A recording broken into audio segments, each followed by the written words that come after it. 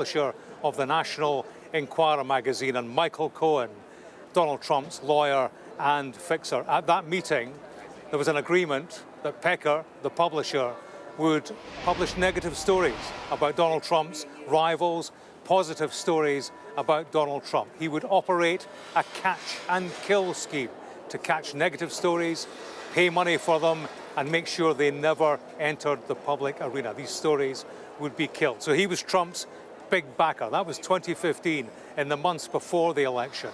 Just days before the election itself, there were two women who came forward.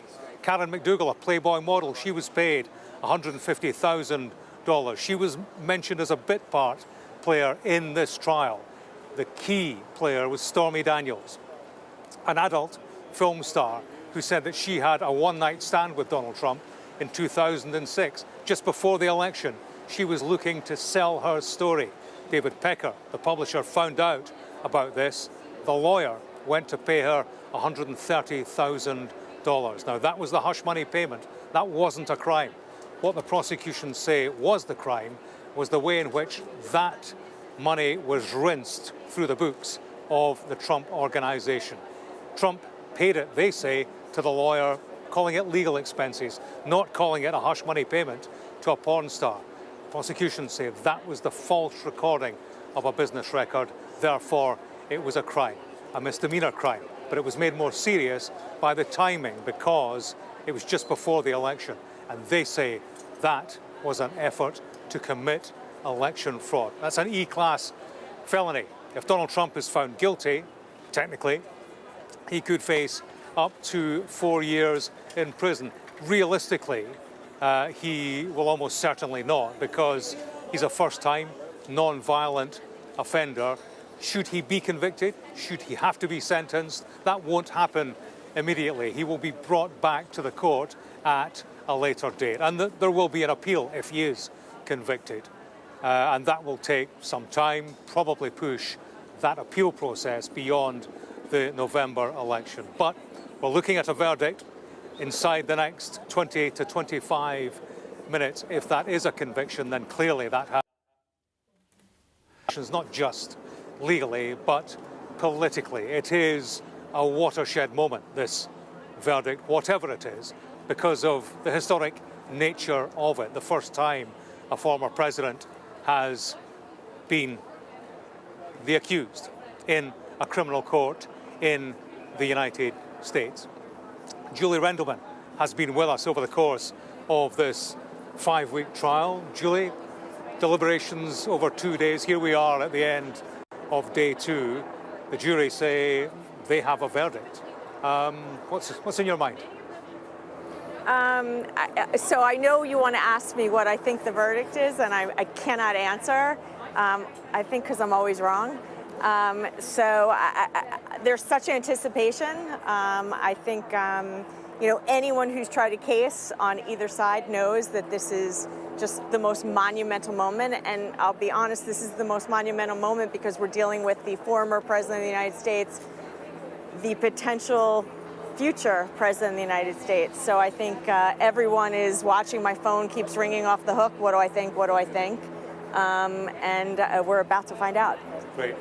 More from you very, very soon, Julie. But let me just read you, Dominic, some of the live text that we're getting from inside court. I think this has rather caught people outside court and possibly inside rather by surprise.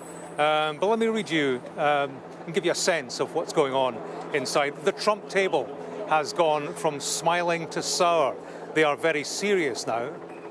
And Trump has his arms crossed in front of his chest. There's a growing presence of court security in the hallways and the courtrooms. The head of court security for inside the courthouse walked quickly into the courtroom just before the verdict, or news of the verdict was coming, taking out his keys to the jury room. Trump, Donald Trump's son, who has been in court today and been in court over a number of days, he left the courtroom briefly and returned. Alina Habba, Trump's lawyer, not for this case, but generally and for other cases, civil fraud and so on, business fraud and so on. She's now joined the Trump allies in the first 2 rows. On the district attorney's side, the prosecution, the staff has cleared the first row of the gallery to make room for the four alternative members, unused alternates of the jury who will be seated there. Command staff, it says, from the officers for the New York courts are in and out of the courtroom. Trump seated, arms crossed, as he and his lawyer Todd Blanche occasionally whisper to each other. Trump, it says here, looks po-faced and resigned. Any levity seems to have dissipated from the defense table. His attorneys are hardly speaking now. So clearly a moment of high tension for all concerned, specifically the man at the center of all of this, Donald Trump. Julie Rendelman, we don't know what the verdict's going to be, but we are 2 days into deliberations now. There are three possibilities: not guilty, guilty, and a mistrial. A mistrial would be the scenario where the jury can't agree. It has to be a unanimous verdict. Sure. Now, had this gone on longer, the longer it goes on, the more one thinks there is a mistrial because there is disagreement. 2 days strikes me as a relatively quick verdict for what was a complicated case. Do you agree? I agree with you. Look, now we know it's either guilty or not guilty. There's no question, there's no mistrial, unless they somehow got the verdict sheet wrong when they're reading it.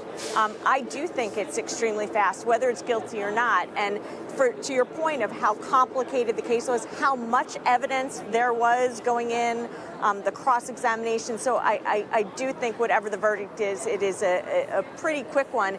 Interesting that everyone agreed so quickly.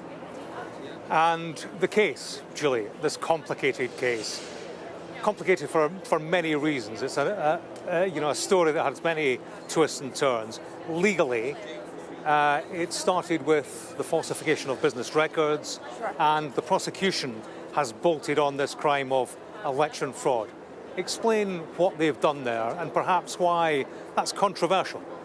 So I think the controversy is, they took a case kind of there were questions in regards to the word falsification of records because the argument was that these were really legal fees. That was part of the start of it. And also remember, these were misdemeanors. And so in a sense, the argument from the other side is the DA was looking for something to upgrade these misdemeanors, which are relatively less serious, to find some way to make them felonies. And they did so by using several theories, one being election fraud. Many people think there's some problems with that, and that eventually, if he's found guilty, there will be appealable issues regarding those. And that it could mean, if there's a conviction, that conviction is reversed. You're a criminal defense attorney, Julie. You've been in court at moments like this. Talk to me about the tension. What's in your mind? What's in the mind of the accused? So it's interesting because we were noting how talkative Donald Trump was just a few moments ago. There was almost levity in the room, in a sense, on both sides. And it took a very quick turn. My guess is that Trump's team believes there's probably likely going to be a conviction. That is my guess. Again, who am I to speculate? But I think there's tensions until you hear that juror foreperson say the words guilty or not guilty. I think everyone's holding their breath. All right, Julie, stay with us. Much more to come. Let me just interject with what we're told is going on in court. No sign of the jury coming back in yet. But Donald Trump and Todd Blanche, his lawyer, we're told, still seated shoulder to shoulder. There's now distance between their heads. Blanche just whispered to Donald Trump, there is no merriment as there was before. Josh Steinglass, the prosecutor, he's looking down, and the author of this says that from where I sit, he appears to be jotting notes, perhaps to remind himself what requests the people, the government, the prosecutors will have in the event of a guilty verdict of any kind. Trump and Blanche, they're chatting again, but in a much more serious manner, we're told. Blanche now whispering to Trump again, covering his hand. The court officers are admonishing those in the public gallery not to use their binoculars so that their private conversations can't be seen. There is an overflow room where the overspill is populated. They, we're told, are still able to use their binoculars in that room, the overflow room. Todd Blanche, Donald Trump's lawyer, has his hands clasped as if he is praying, we're told. Now, the District Attorney Alvin Bragg and his team, the prosecutors, they've entered and taken up an entire row. The prosecution team who have brought this historic trial are there in full in court to be there, physically present for its denouement. It's now been 30 minutes since the jury foreperson signed the note asking for 30 more minutes. The judge not on the bench, the jury still not in the room, but one imagines they won't be far. The process is that the jury passes the note into the court, notifies the judge that they have reached a verdict, and then the court in full assembles. The man at the centre, of course, Donald Trump, as the accused. Julie Rendelman, the judge not in court yet, the jury not in court yet. What's going on? What are the practicalities at a moment like this? Because it comes down to practicalities, assembling the jury and everybody concerned. So usually they'll have the defendant and his team come in, the prosecution and their team come in. The jury, remember, wanted a little more time because they wanted to, in a sense, fill out the verdict sheet correctly. Because remember, there's 34 counts. And so Judge Merchan I think also there's security issues. So I think they want everything in place. I mean, we're already hearing helicopters above us. The minute we heard there was a verdict, we heard helicopters. I think momentarily he's going to come in the courtroom.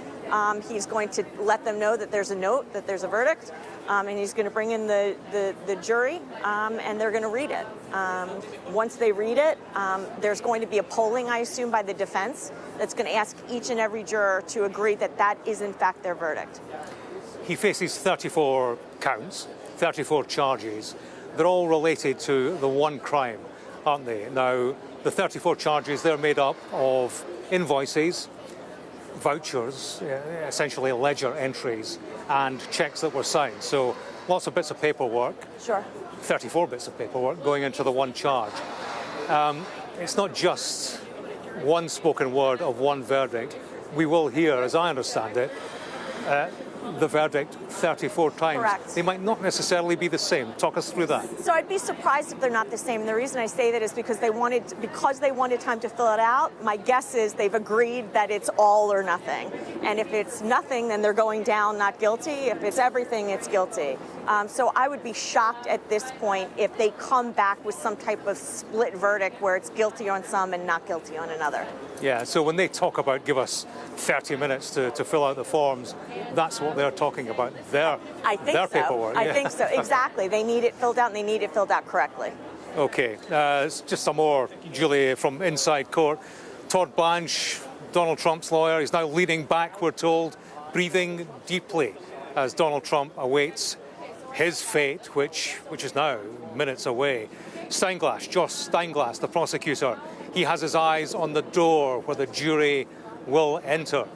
Eric Trump, Donald Trump's son, and Alina Habba, his lawyer, they're next to each other in the front row of the public gallery. Court officers are telling the television pool, that's the camera that records the corridor where we have seen Donald Trump issue so many statements on his way in and out of courtroom number 1530 on the 15th floor.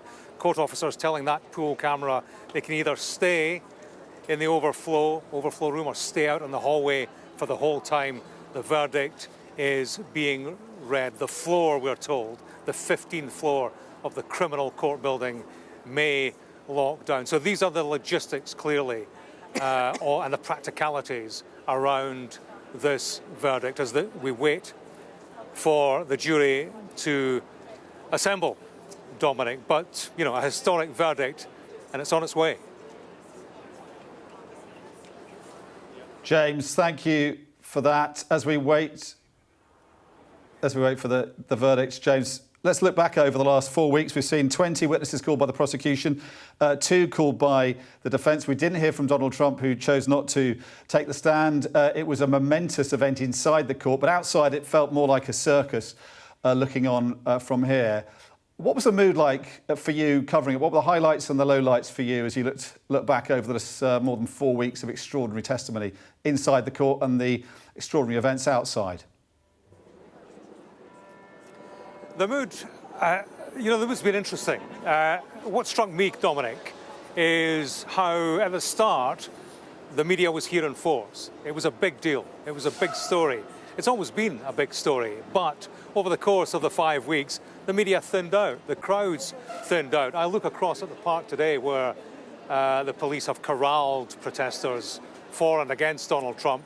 You know, it's populated today, but over the course of the 5 weeks, things went relatively quiet as this process worked itself through. I wondered if there was an element of trial fatigue, an element of having heard this story all before. And people, frankly, didn't feel the need to attend court on a daily basis because it was something of an old story. I mean, it's a year since Donald Trump was first arraigned. But there's no getting away from it today. And right now, there is a sense of occasion. There's a sense of numbers. There is a sense of tension inside court number 1530. You get that from the live text feed and the imminent nature of this verdict. It's been a circus. There's no getting away from that. I mean, this week we had Robert De Niro railing against Donald Trump, telling Sky News he thought he was a monster. Prior to that, on a daily basis, we had supporters of Donald Trump making their way by convoy down from Capitol Hill. Speaker Mike Johnson and others giving a daily press conference, denigrating this court process, denigrating the American justice system, echoing the sentiments of Donald Trump. And that raises all sorts of questions, of course, about respect for the rule of law in this country. This is a man, of course, who is running for the presidency, may be president again. And, there are all sorts of political questions asked over the course of this trial, certainly to be asked in the wake of a verdict, because it will have an impact, whatever that verdict is. We've seen the polls. This is a man who's running for the presidency. There are polls that indicate, should he be convicted of a felony, then a significant number of American voters, independent, also Republicans, would switch their vote to Biden. So there is much that hinges on this for Donald Trump personally, much hinging on this in terms of, the legality and the justice system, but also for the future of the country. It quite literally is a jury verdict that could dictate the course of this country for the foreseeable future. A decision, a verdict that could decide November's US election. So the biggest decision a jury in the United States has made for some time, perhaps the biggest ever, and it is not far away. Let me just read you some of the live text that's coming out of court within the past couple of minutes. Todd Blanche, Trump's lawyer, is looking very anxious, we're told. He's rubbing his hand over his face. Trump now conferring with his other lawyer. All eyes, we're told, are on the door to the jury room. Josh Steinglass, the prosecutor, looks glum, his head resting on his fist. Clearly anxiety on both sides of the aisle inside courtroom number 1530. It appears the only Trump family member inside the courtroom is Eric Trump. And at 5 p.m, Judge Juan Merchan has entered the courtroom. Good afternoon, he says. Please be seated. So the judge has taken his seat. Prosecution taken his seat. The defense have taken their seat. We await the jury with their historic verdict. Good evening. You're watching Sky News at 10. Breaking news tonight, and the jury has returned in the Donald Trump hush money trial. It's expected in the next few minutes, and Mr. Trump is at court to hear whether or not he will be convicted in a criminal court in the United States. James Matthews is outside the court for us. And James, just take us right back to the beginning and remind viewers of exactly what this case is all about. Hi, Gillian. Well, this case is about trying to hoodwink the American electorate in the days before the 2016 election. That's the prosecution case. The falsification of business records, essentially a bookkeeping crime. But they said over 5 weeks of evidence that it was about much more than that, because it relates to an affair that Stormy Daniels, an adult film actor, said she had with Donald Trump, a one-night stand in 2006. She met him at a golf tournament, had a one-night stand, spoke about being invited to his hotel suite for dinner, emerged from the bathroom to find Donald Trump reclining in his T-shirt and boxer shorts. They had sex, and that was it. That was that in 2006. But then in 2016, 10 years later, Donald Trump was running for the White House.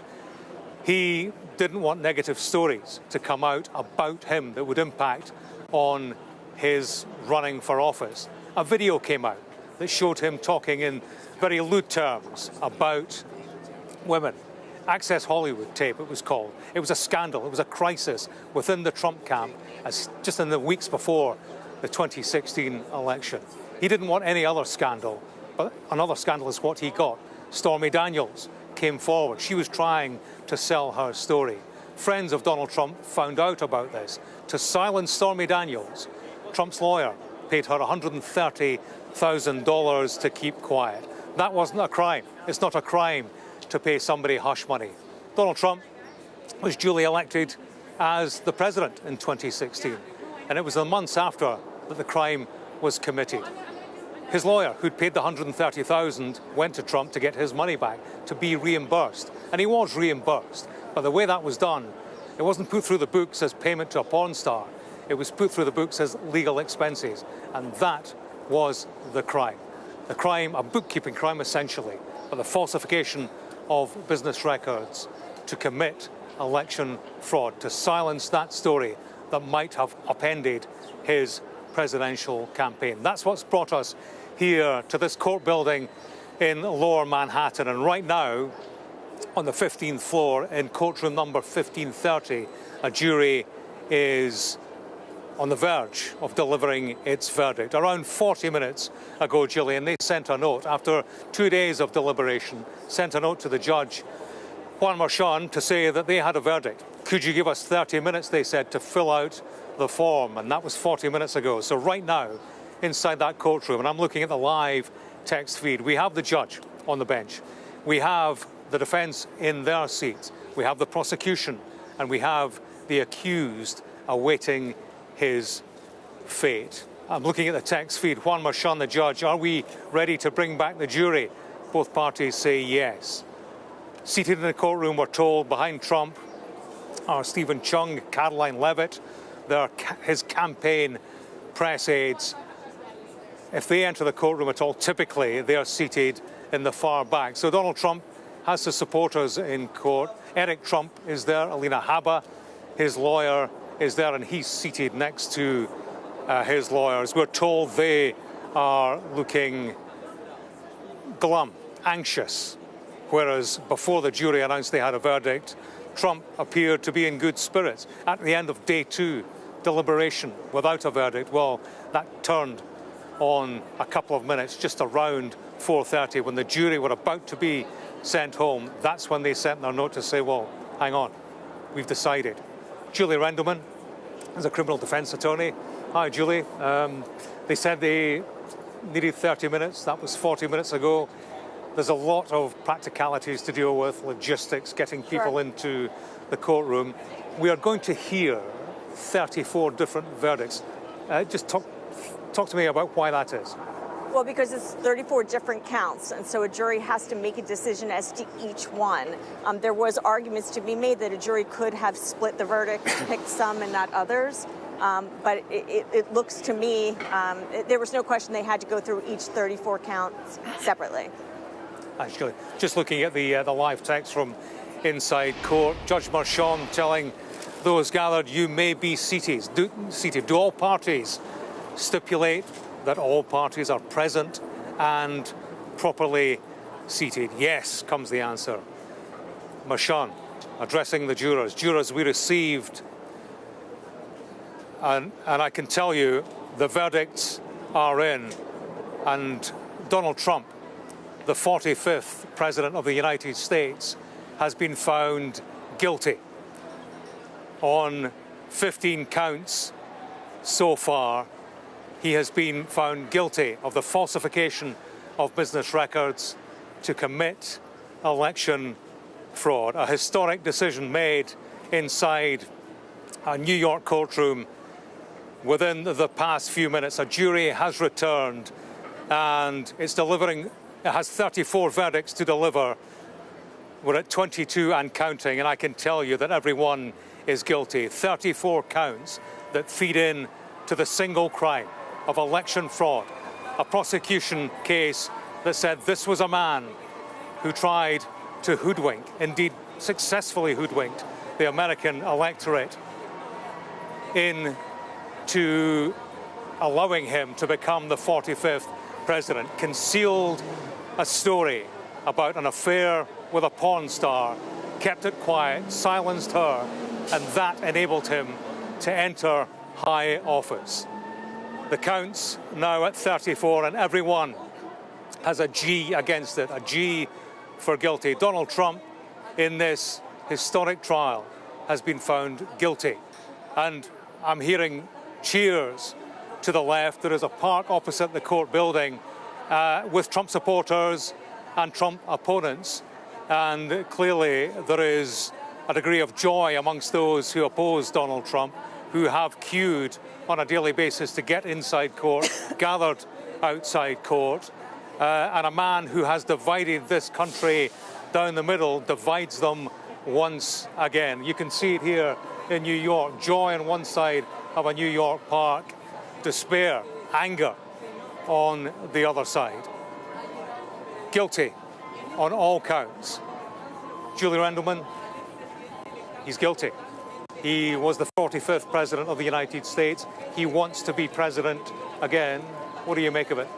So, look, I think this is a very quick decision, but also I think if you look at the notes, the jury did hone in on the areas that would provide for them the opportunity to find him guilty. And it does seem to me that they thought that he had falsified the records all along, because they really didn't ask for any details about that at all. It was all about that meeting.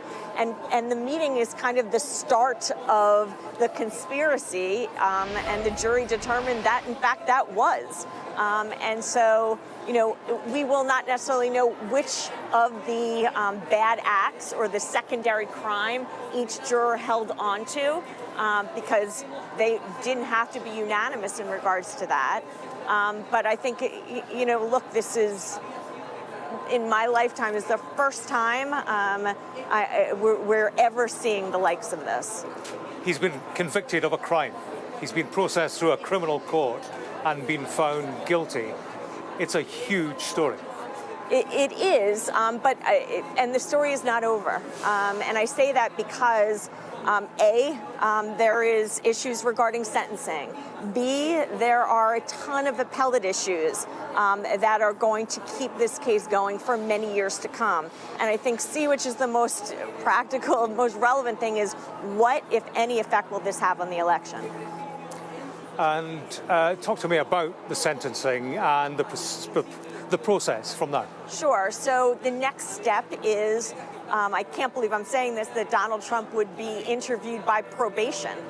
Probation puts together a sentencing report for the court to make an ultimate decision as to what that sentencing will be. It's usually put out several weeks out. Could it be further out? It could be. And the judge is going to have to make a determination as to whether or not this is a jail-appropriate offense or no jail. And, there will be an appeal process at some point, probably after the election. I would expect, yes. Yeah, and we wouldn't expect Donald Trump to be jailed. Is that correct? So I do not foresee a scenario that Donald Trump would be jailed for these. Again, these are nonviolent felonies. They're the lowest felonies. He has no criminal record throughout his life. I just can't foresee that happening.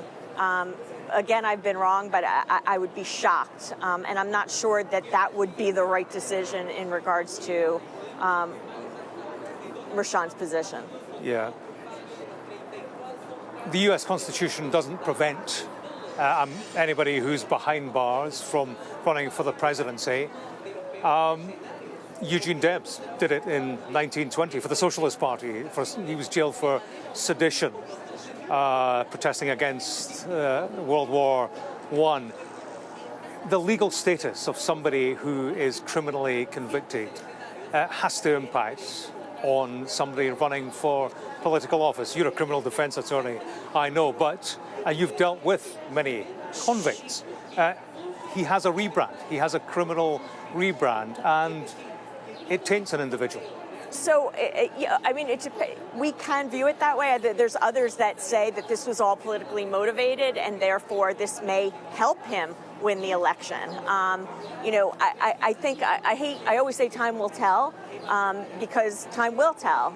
It will also be telling as to how Donald Trump handles this afterwards. And also, don't forget, there's plenty of time until the November election.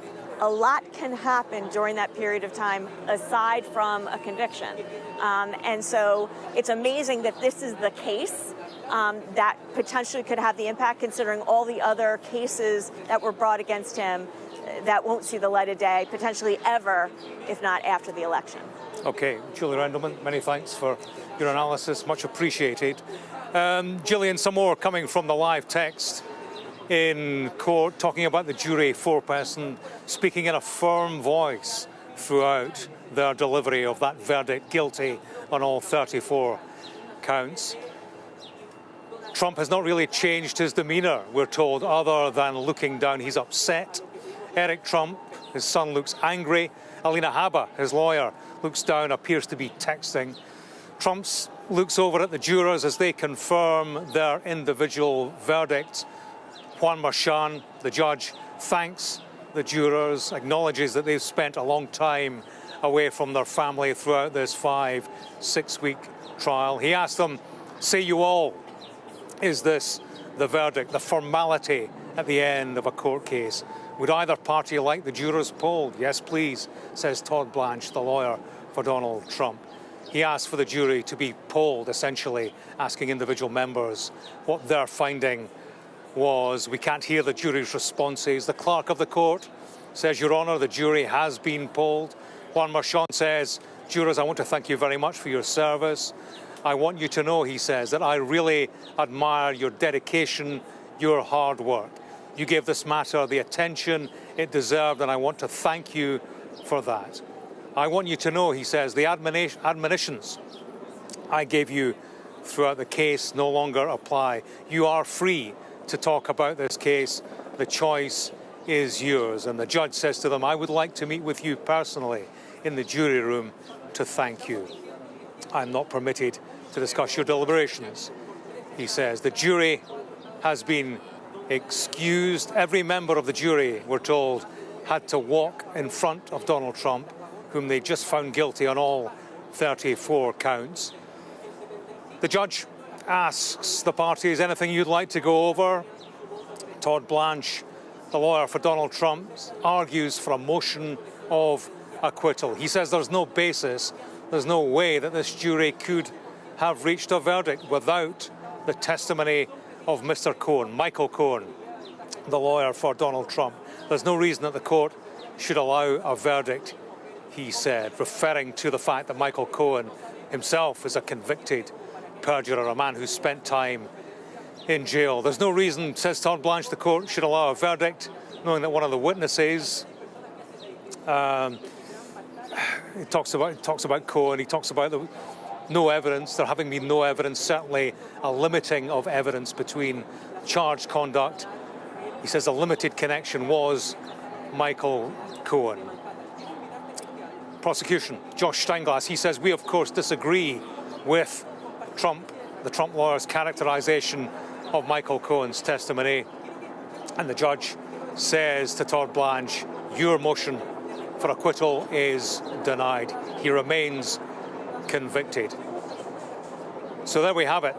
Todd Blanche saying we would ask for a date for sentencing at some point in mid to late July. The reason for that request, he says, is that President Trump faces other charges in other cases. Let's not forget, he faces 3 other criminal trials, although it's worth pointing out this one is likely to be the only one he will face before the November election. Todd Blanche, Trump's lawyer, says in the case in Florida, it's the classified documents case, he says there's a 3-day hearing scheduled for late June and counsel has to be in Florida for much of the time. We have a sentencing date, July the 11th, and Juan Marchand, the judge, says we will adjourn this matter. So, July the 11th, 10 a.m., the time and the day are set for the sentencing of Donald Trump, the 45th president of the United States, but the first former president to be criminally convicted. The America First president with an American first inside the criminal court building here in Lower Manhattan. James, thank you. That's breaking news that Donald Trump has been found guilty on 34 counts of falsifying business records. We're going to speak now to our US correspondent Martha Kellner, who was in Nevada for us. Martha, you obviously are aware of the breaking news. The first former US president to be convicted at a criminal trial. What bearing will this now have on the upcoming elections? Well, it is a historic verdict, certainly, but will it be consequential politically? That is the big question now. How will this guilty verdict, the first ever for a former president in this country, affect Donald Trump's chances in an election just over 5 months from now? Where better then to ask about how this will affect Donald Trump's odds than in Reno, Nevada, one of the casino capitals of this country. Nevada is also a swing state. This city is in Washoe County, which is the swingiest county and one of the swingiest states in America. Put simply, if Donald Trump wants to win this state, he will have to win here. He will have to flip it from the Democrats. I'm joined here by Keith and Gary, 2 friends, former truck drivers, retired truck drivers, who have very different political views.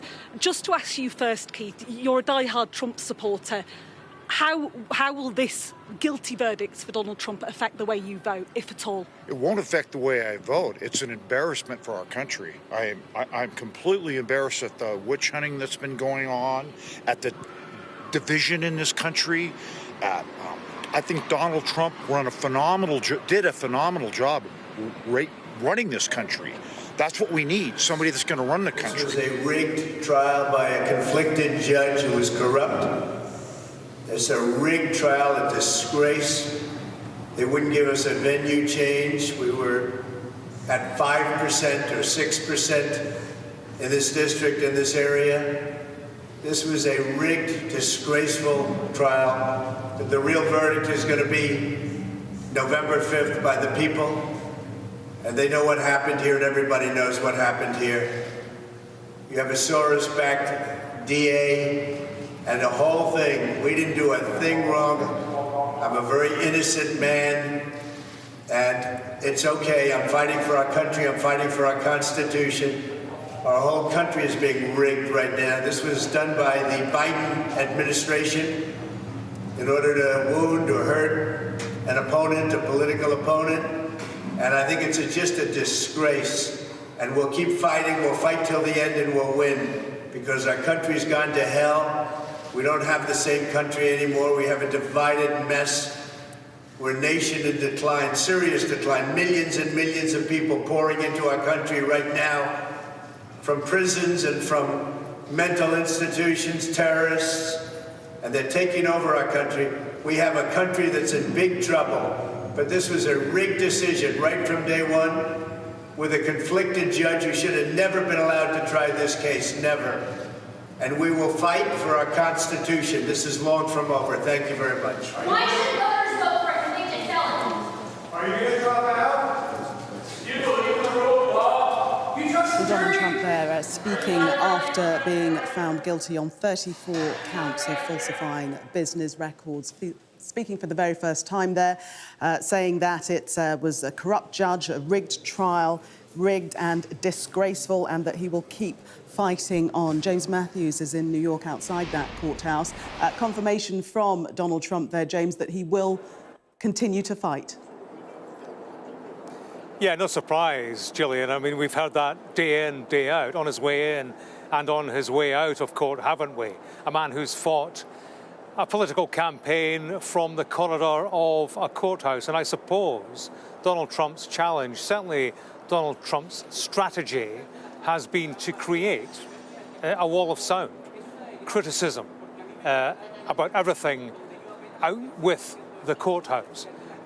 He speaks about Joe Biden on his way in, about deaths on the New York subway, matters other than the crime at the heart of the matter, the crime for which he has been convicted. And that will be the challenge going forward. Donald Trump will want America to be talking about everything other than his criminal conviction this time tomorrow, this time next week.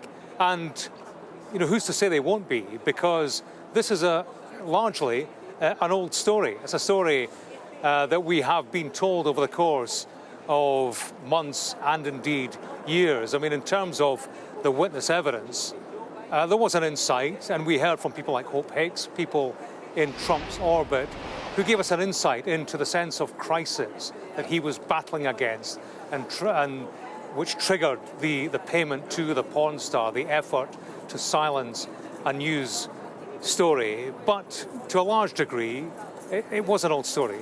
There are facts that we had heard before. Bear in mind, Donald Trump is an individual who has been found guilty in a civil court for business fraud. He has been found liable for sexual abuse in a civil trial in a case where the judge called it rape. So this man is a rapist by the definition of a New York judge. And yet, how often do you hear talk, how often do you see coverage about that? This is a man who's running for the presidency. That doesn't seem to have harmed him in the polls. He is ahead, certainly neck and neck with Joe Biden, ahead in key states, well placed to return to the White House despite a very dark background established and ratified by New York judges and juries. And now we have this.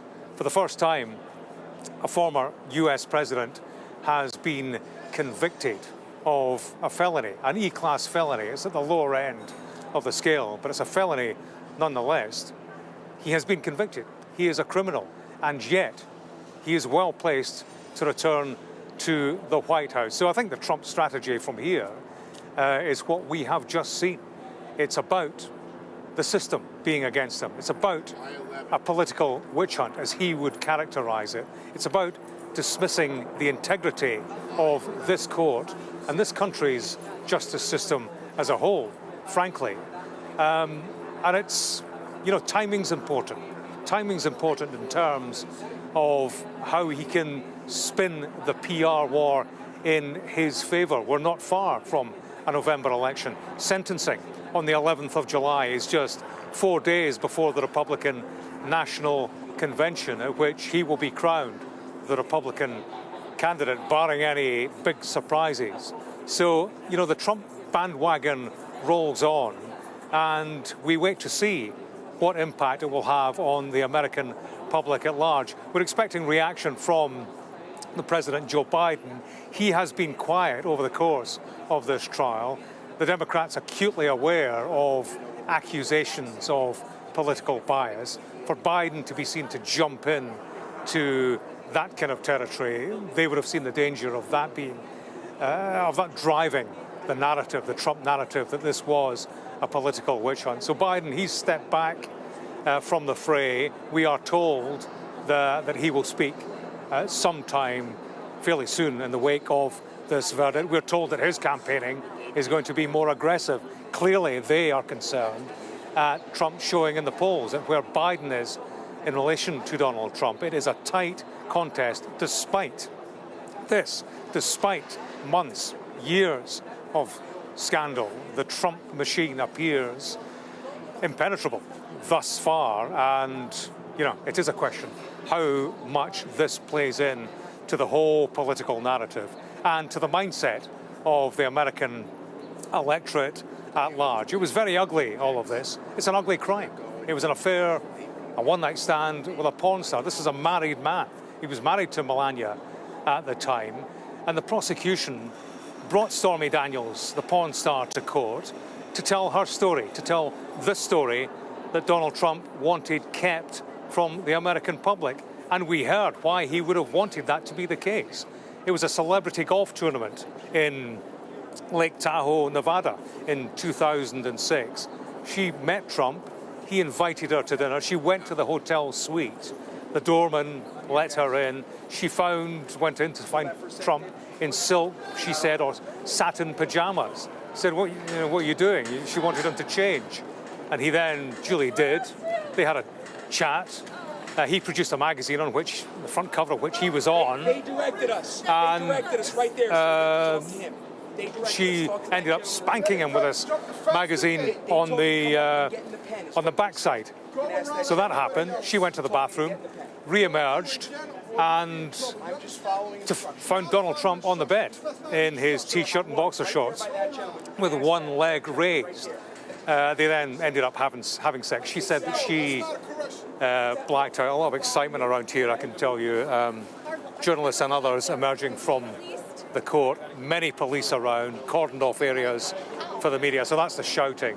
But anyway, back to 2006 in Lake Tahoe, it was all pretty ugly. They had a one-night stand. Donald Trump said, I might get you onto the Celebrity Apprentice show, which he, of course, hosted. That never came to pass, and eventually they lost contact. It all came back to haunt him when he was running for office in 2016. There had been an Access Hollywood tape, which surfaced. That was Donald Trump caught on mic, talking in very lewd terms about grabbing women. That was a scandal, a crisis, according to his press aides. And then Stormy Daniels reared her head. She was trying to sell her story. That would have been a crisis upon a crisis. Trump didn't want that. So that's when he sent his lawyer to pay her $130,000 to keep her quiet. And he did. The story didn't come out. He got into office, and then he committed the crime, reimbursing his lawyer, putting it through the books as legal expenses, and that was a crime. Falsifying business records to commit election fraud. Julie Rendelman, criminal defense attorney, is with me. It was a complicated crime, Julie, but ultimately a relatively quick verdict and emphatic. Guilty on all those 34 counts that fed into that one single crime. Sure, and it's interesting because it makes you think that maybe the jury didn't think it was all that complicated. And again, the only notes we got were about that meeting. That really was what the focus was for them, and it indicated to some, now that we know what the verdict is, that they already believed he had falsified the records. They were figuring out what that next crime was going to be. And so it was quick, but the jury seemed pretty confident in their decision making. And great excitement, great anticipation of a verdict, great tension, and we're just looking around us now, the fallout, people coming out of court, Trump making a statement outside of court. Huge tension, and just a very big moment all round.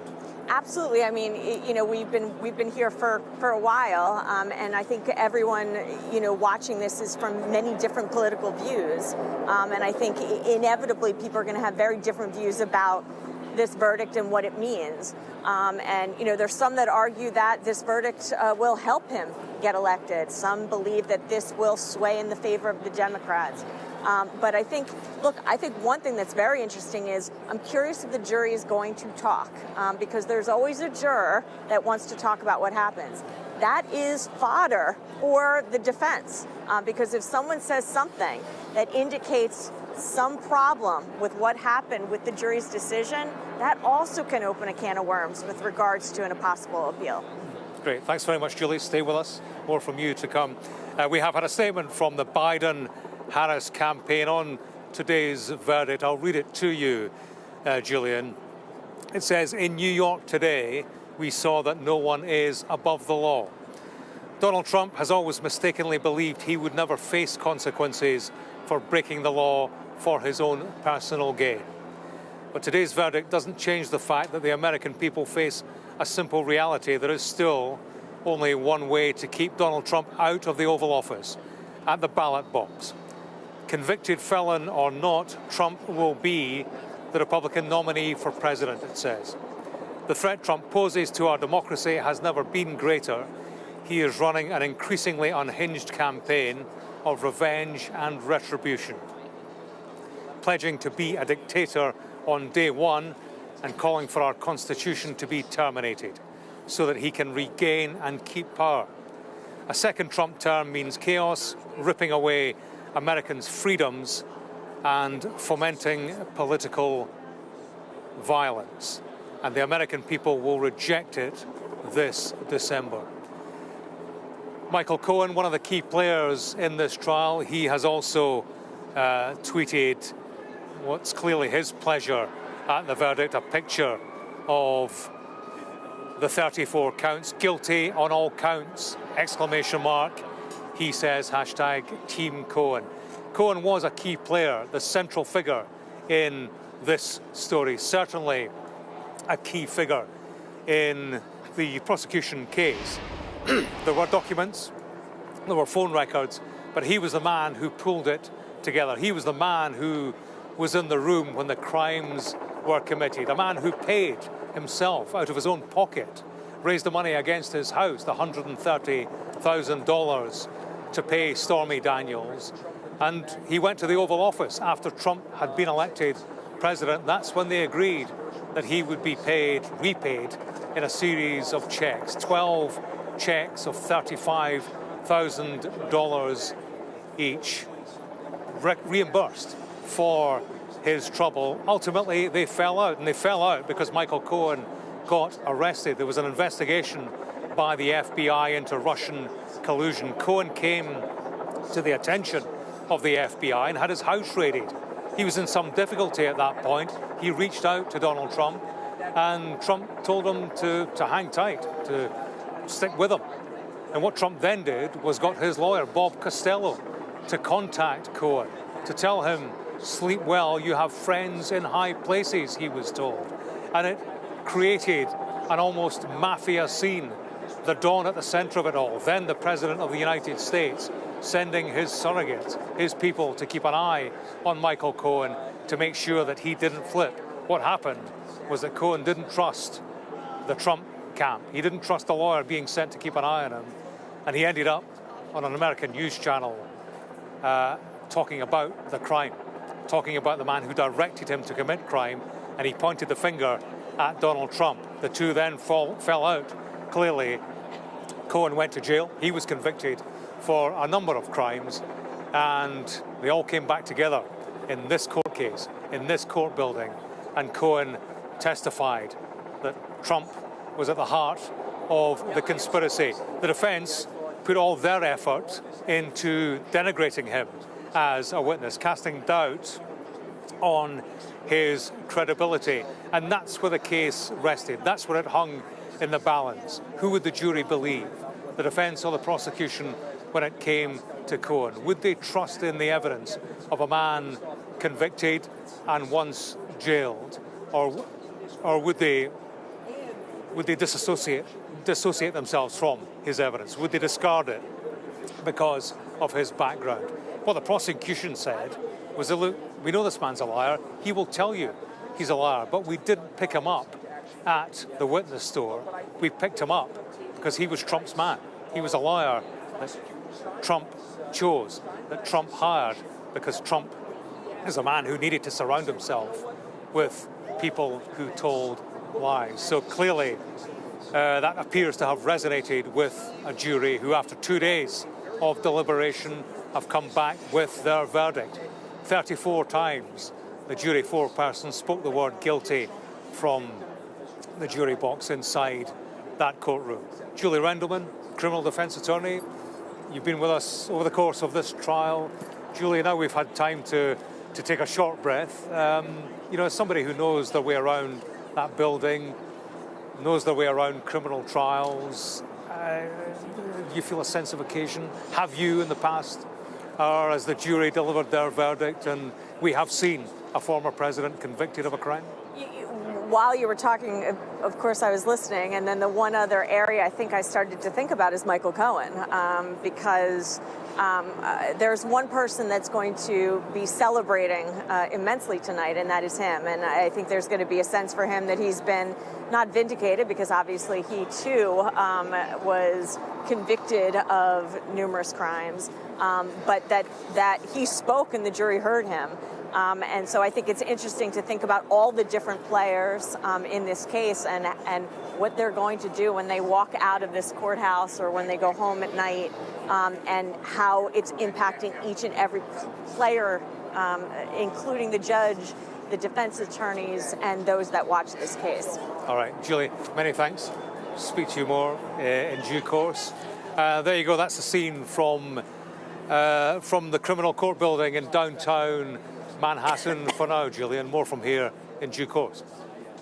James, thank you very much for the moment. A reminder of that breaking news that Donald Trump will be sentenced on the 11th of July. He's been found guilty on all 34 counts of falsifying business records.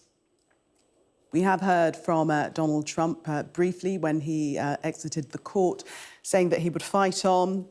The judge was corrupt, the trial rigged, and it was disgraceful. He said he would keep fighting because the nation was in such a state of decline. This is the first former US president to be convicted of a criminal trial. Let's listen in to what he did have to say.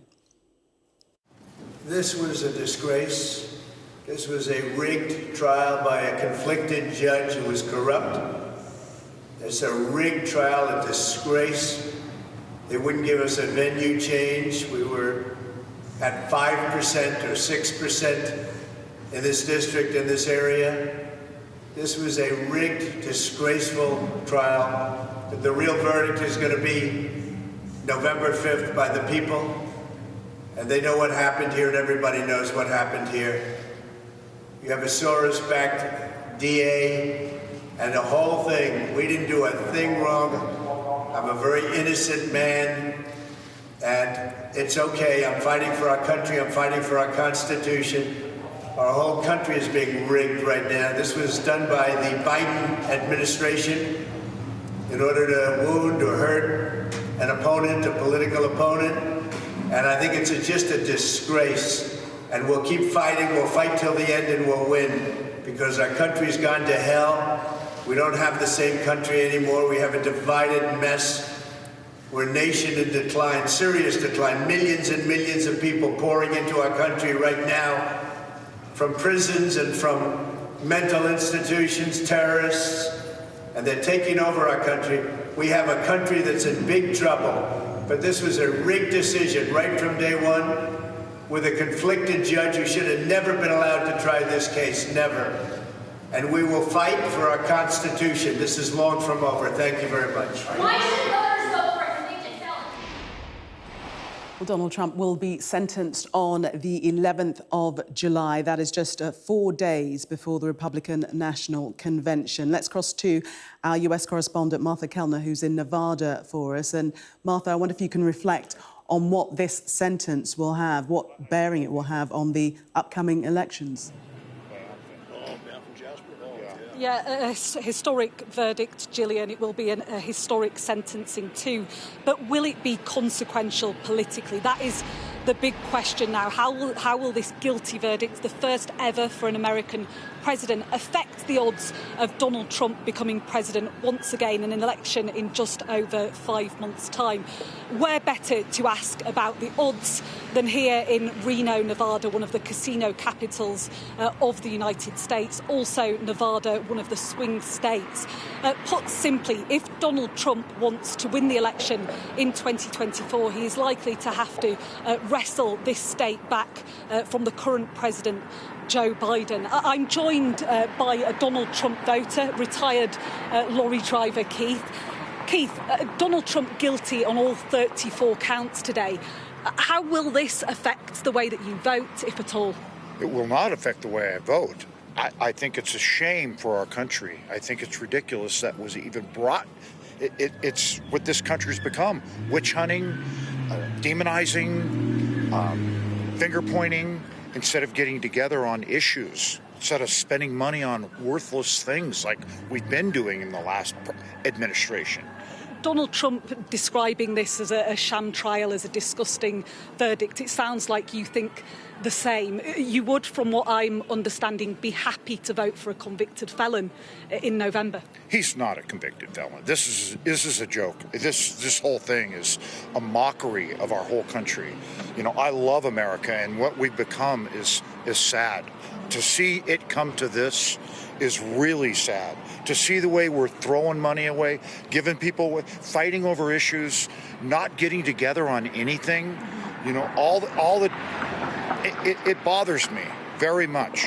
Donald Trump faces a further 3 criminal trials. Those are unlikely to happen before the election. Do you think you would feel any differently were he to be convicted in the trials around January the 6th, around election interference, for example? No. Again, I think the whole thing is a sham. I really think we need to run this country and forget about the personalities and deal with the issues at hand. That's what I think Donald Trump does well. And quite honestly, it's a shame this is the only 2 people we have running. I think a lot of people feel that way, Keith. I'm just going to bring in your friend, Gary. You have My ex-friend. Okay. You have very different political views. You're going to vote for Biden in November. Absolutely, yes. What do you make of this guilty verdict for Donald Trump? Guilty Glad or to not? see him finally getting caught at something. He works his way out of everything. From the Mueller report, what his attorney general said isn't what Robert Mueller said. Everything. And with these other 3 trials that you mentioned, he postpones. He does everything he can to postpone them.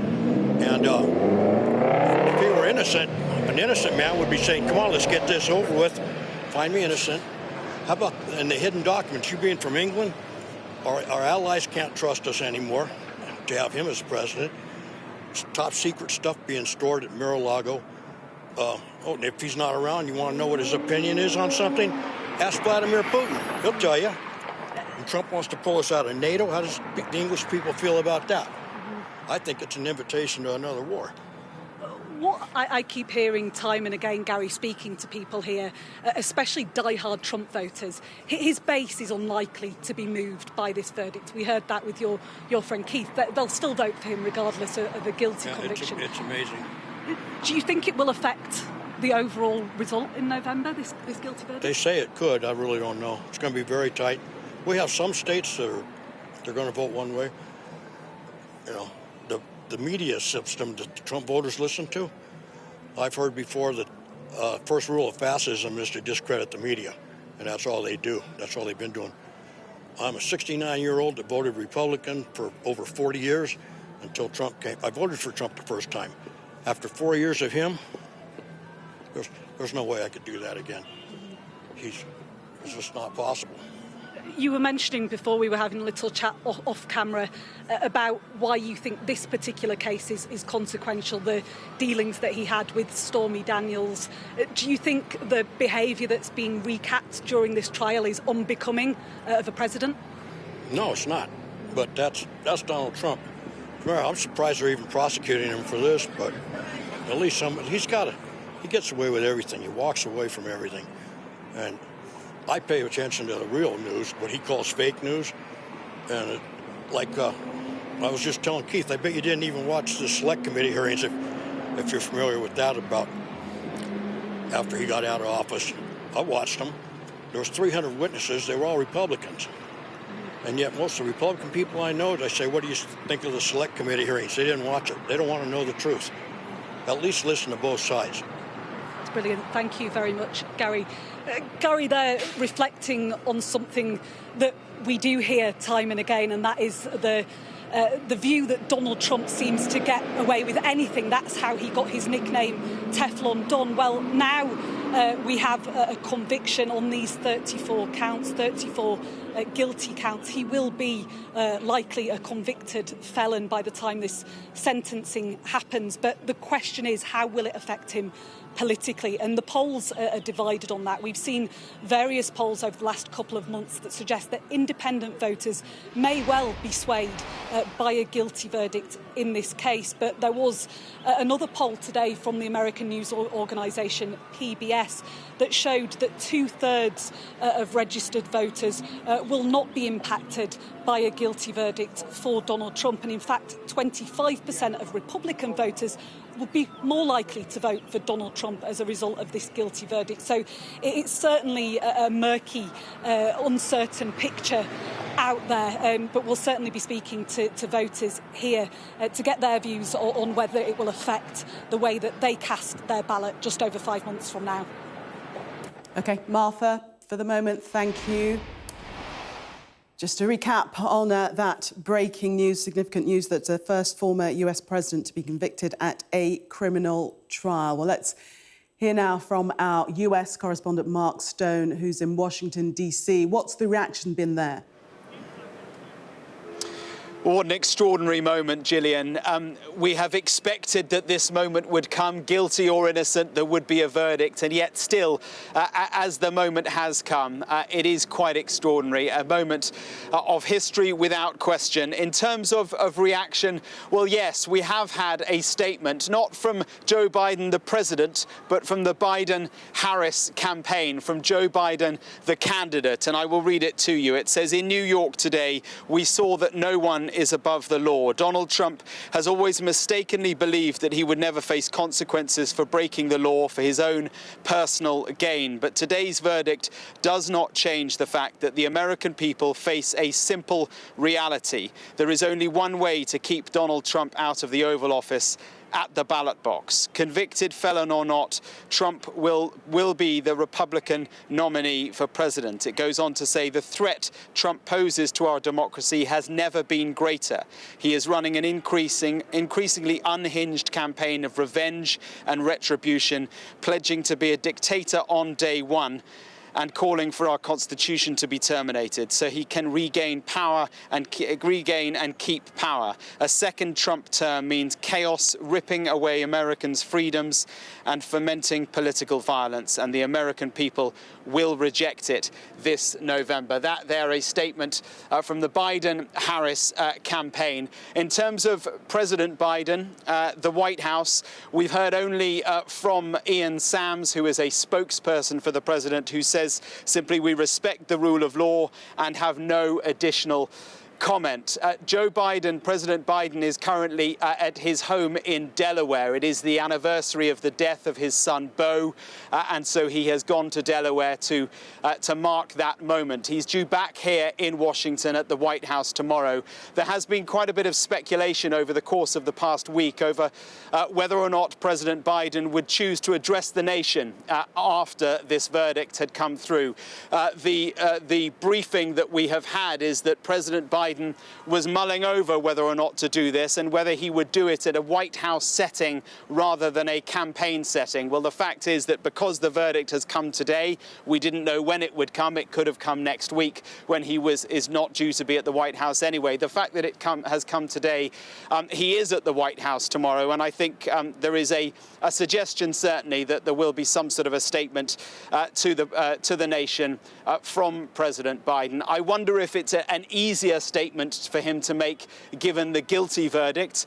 If he had been found not guilty, then perhaps any sort of statement would perhaps be seen to be undermining the judicial process. But that it has been a guilty verdict, I suppose, allows President Biden to do what that statement did and point out, as he would see it, the dangers of a convicted felon being back in the White House. An extraordinary day, and it will take some time indeed for the dust to settle on this. Thank you for the moment. We are just seeing pictures, we believe, of Donald Trump's convoy having left the court. We don't know exactly where they're making their way to, but Donald Trump is in that convoy, having left the court. He spoke briefly as he left, saying that it was a rigged trial, that the judge was corrupt, it was a disgraceful trial, and the nation is in decline. He will keep fighting on. He also said that all of this was orchestrated by Joe Biden. It was the Biden administration, for political reasons, had engineered these trumped-up charges against him, and that he would fight on to clear his name. So that the convoy with Donald Trump as they make their way away from the courtroom. James Matthews, our US correspondent, is still outside that courthouse. And James, what's the situation there? Are there still MAGA supporters and rivals still in the court grounds? Yeah, still plenty of people about, many media, many members of the public, and, yes, supporters of Donald Trump, opponents who cheered when that verdict filtered through. Trump obviously on his way back to the more comfortable surroundings of the penthouse suite in Trump Tower. Better for him than the dingy, so described courtroom on the 15th floor of this court building, freezing, as Donald Trump himself described it. I'm with a man who knows a thing or two about Donald Trump, author Michael Wolff. Hi, Michael. How are you? Very good. I know a thing or two about the courtroom also, where I've spent as much time as Donald Trump has spent. Yeah, well, tell me, first of all, put into words your thoughts about today. What happened in that court, this occasion? Well, for all of us who have spent the 6 weeks in this trial, it's a dramatic conclusion, and I think for many of us we would think a fitting conclusion. I mean, it was an extraordinarily strong prosecution case. So, you never know what a jury is going to do. But personally, I would say I would have been much more surprised of any other outcome than this. Did you ever think you would see a former president of the United States convicted in a criminal court? Well, I think that has always been a possibility with Donald Trump. I mean, for the first time in the history of presidents, I think this became a possibility, if not a likelihood. You spent many days inside that courtroom during that trial. Talk to me about the trial itself, the atmosphere, Donald Trump as he sat being accused of a felony. I think we can say Donald Trump was not pleased to be there, but was compelled to be there. He was effectively under arrest. He had to be there every day. And likewise, if you were covering this trial, we, the press, had to be there every day. And it was, at some point, I think a certain kind of Stockholm syndrome sets in, or it's like being at summer camp. I don't know. It's like a time out of your life, however. But it was really kind of, the feeling was almost reliving the earliest moments of the Trump presidency, of the months before he was elected, and then those months after he was elected, when he was paying off Michael Cohen. It really, detail after detail, was living through this again. The prosecution laid this out, and they laid out a truly reasonable, believable, clear-cut case that Donald Trump became president in part because he corrupted the process. It was a grubby tale, populated by a parcel of rogues. David Pecker, a tabloid rascal, sleazy, Cohen convicted. Totally. It's just a sleazeball. There was nobody in this tale who was not a sleazeball. And I think what ultimately, perhaps most of all, resonated with the jury is that the thing that connected all of these sleazeballs was Donald Trump. So Donald Trump was the sleazeball in chief. You've written 3 books about Donald Trump. You spent some time in his company. How is he feeling right now? I think he is not a happy camper, I would say. I mean, he is, I'm sure to some degree he expected this. You know, we're in Manhattan. He's in front of a Manhattan jury. From the beginning, it quite seemed this was not a jury quite of Donald Trump's peers. Certainly, it was not a MAGA jury. It was a Manhattan jury. But having said that, Donald Trump, of course, believes that he can beat everything. And even now, having been convicted on all 34 counts, he still believes he will beat this. He will beat this on appeal, but more importantly, he will beat this in November when he becomes the President of the United States. At least that is from his point of view. I suppose this trial was about a loss of control. There were people in charge of Donald Trump, from security at the door to the judge, to the jury, to court officers. This is a man who was the commander-in-chief, leader of the free world, a man who enjoys being in charge, being in control. Inside that courtroom, number 1530, that was all gone. He was, well, it was just another accused. But I would put this in a different way. While inside the courtroom, he was not in control. Outside of the courtroom, in the American media, he was in control. So he came out of this he came into the courtroom every morning at before 9:30 and spoke to the press. At the end of the day, after 4:30, he spoke to the press. That gave him essentially every day 20 minutes of live television time across every television network. So it's Donald Trump's voice that was resonant in the country while this trial went on, not the prosecution's voice, not the judge's voice. How do you see this playing politically, Michael? I see it playing, well, I would say this, we don't know. Having never before been a president or former president who has been convicted of a felony, 34 counts, guilty, we don't know. We don't have a model here. But having said that, we also know that Donald Trump has a gift for playing the most staggering, the things that would have felled any other politician. He has a gift for playing them to his advantage. Yeah. And finally, Michael, just put this into context for us. A legal watershed in America and politically hugely significant. You know, I think what will be most significant and most confounding, and the thing that will be the historic break, is if, in fact, a convicted felon is elected to the presidency of the United States. So I think that is now the issue. And he will make this trial his issue. And he will rally his part of the country to see it that way. So, you know, this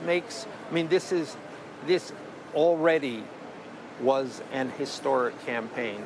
This makes it even a greater moment in history. Great stuff. Michael Wolff, always a pleasure. Thanks very much indeed for your time and for your thoughts as the dust settles on this historic verdict. Donald Trump convicted, back in the luxury of Trump Tower right now, but he will return to Lower Manhattan, to the criminal court building for sentencing on the 11th of July. James, thank you. We think we are looking at a convoy in which Donald Trump is travelling away from the courthouse, possibly to Trump Tower. We saw him briefly as he left the courthouse, making a statement in which he said that the trial had been rigged, that the judge was corrupt, and that it was a disgraceful trial, and that he will keep fighting on. He will be sentenced, we're told, on July the 11th, 10 a.m. July the 11th will be the sentencing hearing, and that is just 4 days before the Republican National Convention, 4 days before it takes place.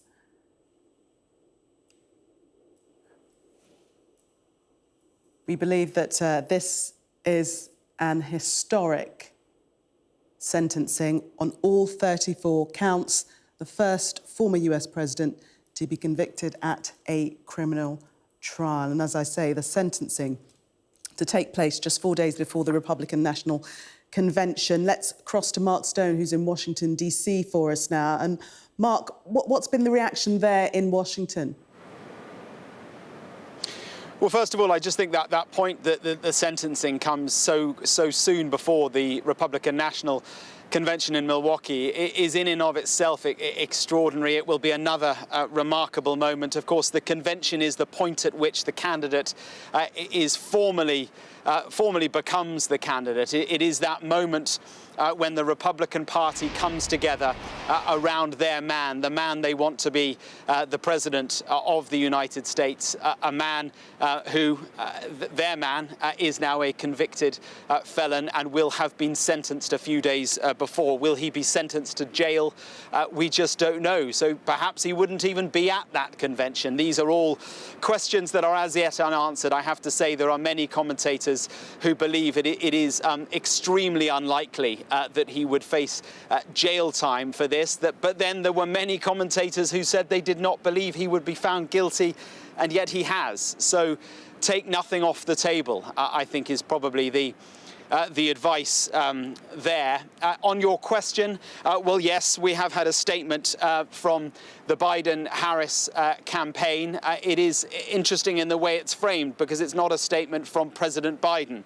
It's a statement from candidate Biden and from Kamala Harris as well. And it says in New York today, we saw that no one is above the law. Donald Trump has always mistakenly believed that he would never face consequences for breaking the law for his own personal gain. It goes on to say, but today's verdict does not change the fact that the American people face a simple reality, it says. There is only one way to keep Donald Trump out of the Oval Office, at the ballot box. Convicted felon or not, Trump will be the Republican nominee for president. And we're looking here at the image on the left there, the man in court at the end of that long trial, guilty on so many counts. And on the right, he's in that convoy somewhere, stuck in Manhattan traffic as we believe he heads back from the bottom end of Manhattan, from the Bowery at the southern end of Manhattan Island, to the southern end of Central Park in Midtown, where his penthouse is at the top of Trump Tower, where he has spent almost every night as he's been compelled to come to court. And remember that too. He has had to be in court every single day, Monday, Tuesday, Thursday, Friday, for 6 weeks, which has prevented him from doing what he has wanted to do, which is to be on the campaign trail. We're just 5 months away now from the presidential election, and he wanted to be there on the campaign trail, but he hasn't been. He's been in court, now found guilty. Good evening. I'm Yalda Hakim, live in New York, and we start with that breaking news tonight. The jury has returned in the Donald Trump hush money trial. It's found him guilty on all 34 charges, making him the first former president to be convicted in a criminal court. He'll be sentenced on 11th of July. Now, speaking shortly after the verdict came in, Donald Trump gave his reaction to the media gathered from around the world. Have a listen. This was a disgrace. This was a rigged trial by a conflicted judge who was corrupt. It's a rigged trial, a disgrace. They wouldn't give us a venue change. We were at 5% or 6% in this district, in this area. This was a rigged, disgraceful trial. The real verdict is going to be November 5th by the people. And they know what happened here, and everybody knows what happened here. You have a Soros-backed DA and the whole thing. We didn't do a thing wrong. I'm a very innocent man, and it's okay. I'm fighting for our country. I'm fighting for our Constitution. Our whole country is being rigged right now. This was done by the Biden administration in order to wound or hurt an opponent, a political opponent. And I think it's just a disgrace. And we'll keep fighting. We'll fight till the end, and we'll win, because our country's gone to hell. We don't have the same country anymore. We have a divided mess. We're a nation in decline, serious decline. Millions and millions of people pouring into our country right now from prisons and from mental institutions, terrorists, and they're taking over our country. We have a country that's in big trouble, but this was a rigged decision right from day one with a conflicted judge who should have never been allowed to try this case, never. And we will fight for our Constitution. This is long from over. Thank you very much. Why should voters vote for a convicted felon? That was Donald Trump outside the courthouse reacting to that historic verdict. Well, let's bring in now James Matthews, who has been following this case for the last 6 weeks. And James, you've been following every twist and turn. And what we heard there from Donald Trump is classic Trump. He described it as a rigged trial. He said that he will carry on fighting. What we really expected him to say.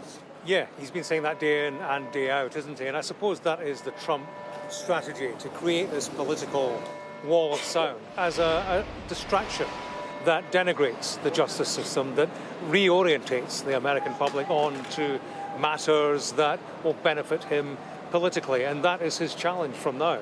But throughout that political challenge, he carries with him this most significant moment in American history, legally and politically. The 45th President of the United States is a convicted felon, convicted of a felony, and the question, of course, is how that plays in to the political campaign. To what extent does that weigh him down moving forward? The plan clearly is, and has been on a daily basis, to dismiss this as a political witch hunt, the practice of a weaponized justice system. And that has got him so far. Indeed, that has him even in the polls with Joe Biden. There have been opinion polls that say, should he be convicted, then that would be significant in key swing states where people would switch their votes away from him. It remains to be seen whether or not this is the shock that it perhaps would have been at another time in American politics without Donald Trump. But it's huge. It's a legal watershed, a political watershed, a very dramatic moment, Yalda. I have to say, we're standing here amongst the world's media. I can tell you the world's media were on the verge of going home for the day. It was 4:30. We get a live text feed on the laptop. Judge Merchan was about to send the jury home, about to bring them in, to send them home for the day, into a third day of deliberation. Suddenly, we get this note from the jury: we have a verdict. Give us 30 minutes to sort out the paperwork. So it was game on. And having been told that Trump was animated, chatting quite happily, more happily than he had been throughout the trial, we were told, suddenly there was anxiety on his face. Anxiety, a sense of despair in the defense team, and it wasn't looking good. The longer it had gone on, the further we would have got into hung jury territory. It was quite a speedy verdict. The writing felt like it was on the wall, and it most certainly was. I suppose the big question, Yalda, is, there was not guilty as a potential verdict, there was guilty. I think there was also whatever as a potential verdict in the court of public opinion. There's not much that we hadn't heard before, actually, in terms of this story.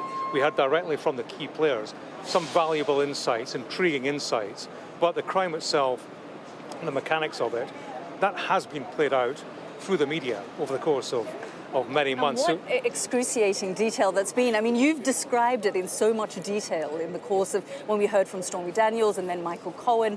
Some of the detail as it came out was excruciating would be agonizing. The word. Yeah, I mean, it was fingers in the ear stuff. Stormy Daniels, Trump in his boxer shorts and T-shirt, satin silk pajamas. You can see why the prosecution wanted her in court. They wanted to lay bare the details of the story. There you go. That's the story he didn't want to go out. Listen to those details if you dare, and you'll see exactly why he didn't want it to come out and was prepared to pay 130 grand to keep Stormy Daniels silent. The question will be, that sense of whatever we'd heard it before. Has the American public become inured to that kind of excruciating detail in the story of Donald Trump, or does this reverberate through the court of public opinion to the extent that it shapes the election away from Donald Trump? We're showing our viewers live footage of Donald Trump's convoy traveling across. I assume he's going back to Trump Tower now after spending the day here in the courtroom. Yeah, well, who knows? Who knows with Donald Trump? I mean, he may go elsewhere. He may be taking a flight to Mar-a-Lago, getting away as far away from this end of town as he can. I mean, part of the spectacle has been Trump, and a man who was the king of Manhattan, self-styled king of Manhattan, billionaire, the host of TV's The Apprentice, real estate mogul. Everybody knew Donald Trump. Everybody bought into the reputation and everything that was good and marketable about Donald Trump. To see him reduced to the Bowery, I mean, this is New York's original Skid Row, coming in on a daily basis to this Soviet-style building behind us, half of which is being demolished.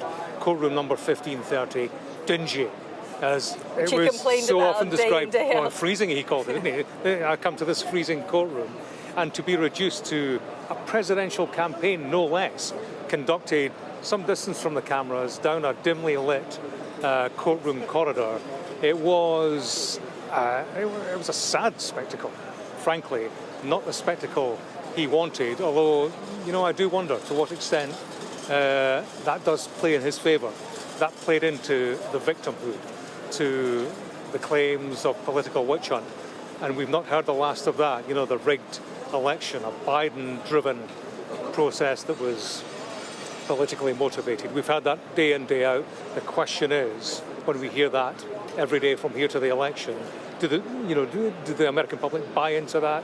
Or do they carry this conviction and all the implications of that with them to the poll in November? And I'll ask you about the polls in a moment, James, but we have heard reaction from Donald Trump. Have we heard any kind of reaction from Michael Cohen? We have indeed, indeed. We have a statement from Michael Cohen, the key witness in all of this. Remember, he was the man who was in the room. And yes, there were documents, records of phone calls, signed pieces of paperwork that corroborated the whole case, but it was tied together by Cohen because he was at the table with Trump and took his direction from Trump. It was critical that the jury believed Michael Cohen because he was the man who said, I committed a crime, yeah, but Donald Trump told me to do it. His statement within the past few minutes is this: today is an important day for accountability and the rule of law. While it has been a difficult journey for me and my family, the truth always matters. I want to thank my attorneys, Daniel Perry and Joshua Cole, for their invaluable guidance and support throughout this process. So there you go, Cohen clearly happy, an old friend, but modern day foe of Donald Trump. The two, Trump calls Cohen a rat, and Cohen has much to say about Donald Trump on his daily podcasts and so on. He came to court saying he wanted accountability. The question was, would the jury buy into his evidence? This is a man whose credibility has been seriously undermined by his own actions. A man who has been convicted himself, has spent time in jail for dishonesty offences, but clearly the jury sided with the story that he brought to the courtroom. And the defence spent a lot of time trying to discredit Michael Cohen, saying exactly what you've said. In fact, in their closing statements, they described him as the gloat, the greatest liar of all time, and really tried to sort of muddy the waters around Michael Cohen, saying, if you're basing all of this on Michael Cohen, you mustn't, because he is a convicted liar. Yeah, they called him the greatest liar of all time. He has delivered one of the most significant American courtroom verdicts of all time, hasn't he? What the prosecution said was, look, we know this guy is a liar. He himself will tell you he's a liar, and he did, in a very composed manner. Big questions about whether he would blow up or take the bait from the defence, who questioned him with very difficult questions, very pointed questions over the course of 2 days. But the prosecution said, look, we didn't pick this guy up at the witness store. We picked him up, and we brought him here today because Donald Trump chose him. He chose this man, who is a self-confessed liar, because that's the way that Donald Trump operates. That's the kind of company he keeps, and that's why he's sitting here as the accused. So, yes, Michael Cohen is a self-confessed liar, but that brought a credibility to the court.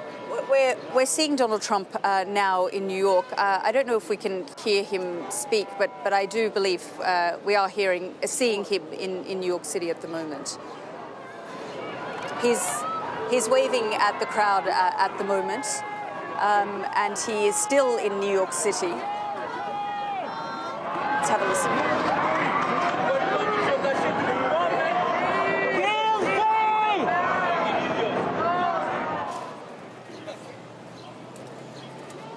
Okay, we just saw Donald Trump there waving at some cheering crowds in New York City. So there you go, James.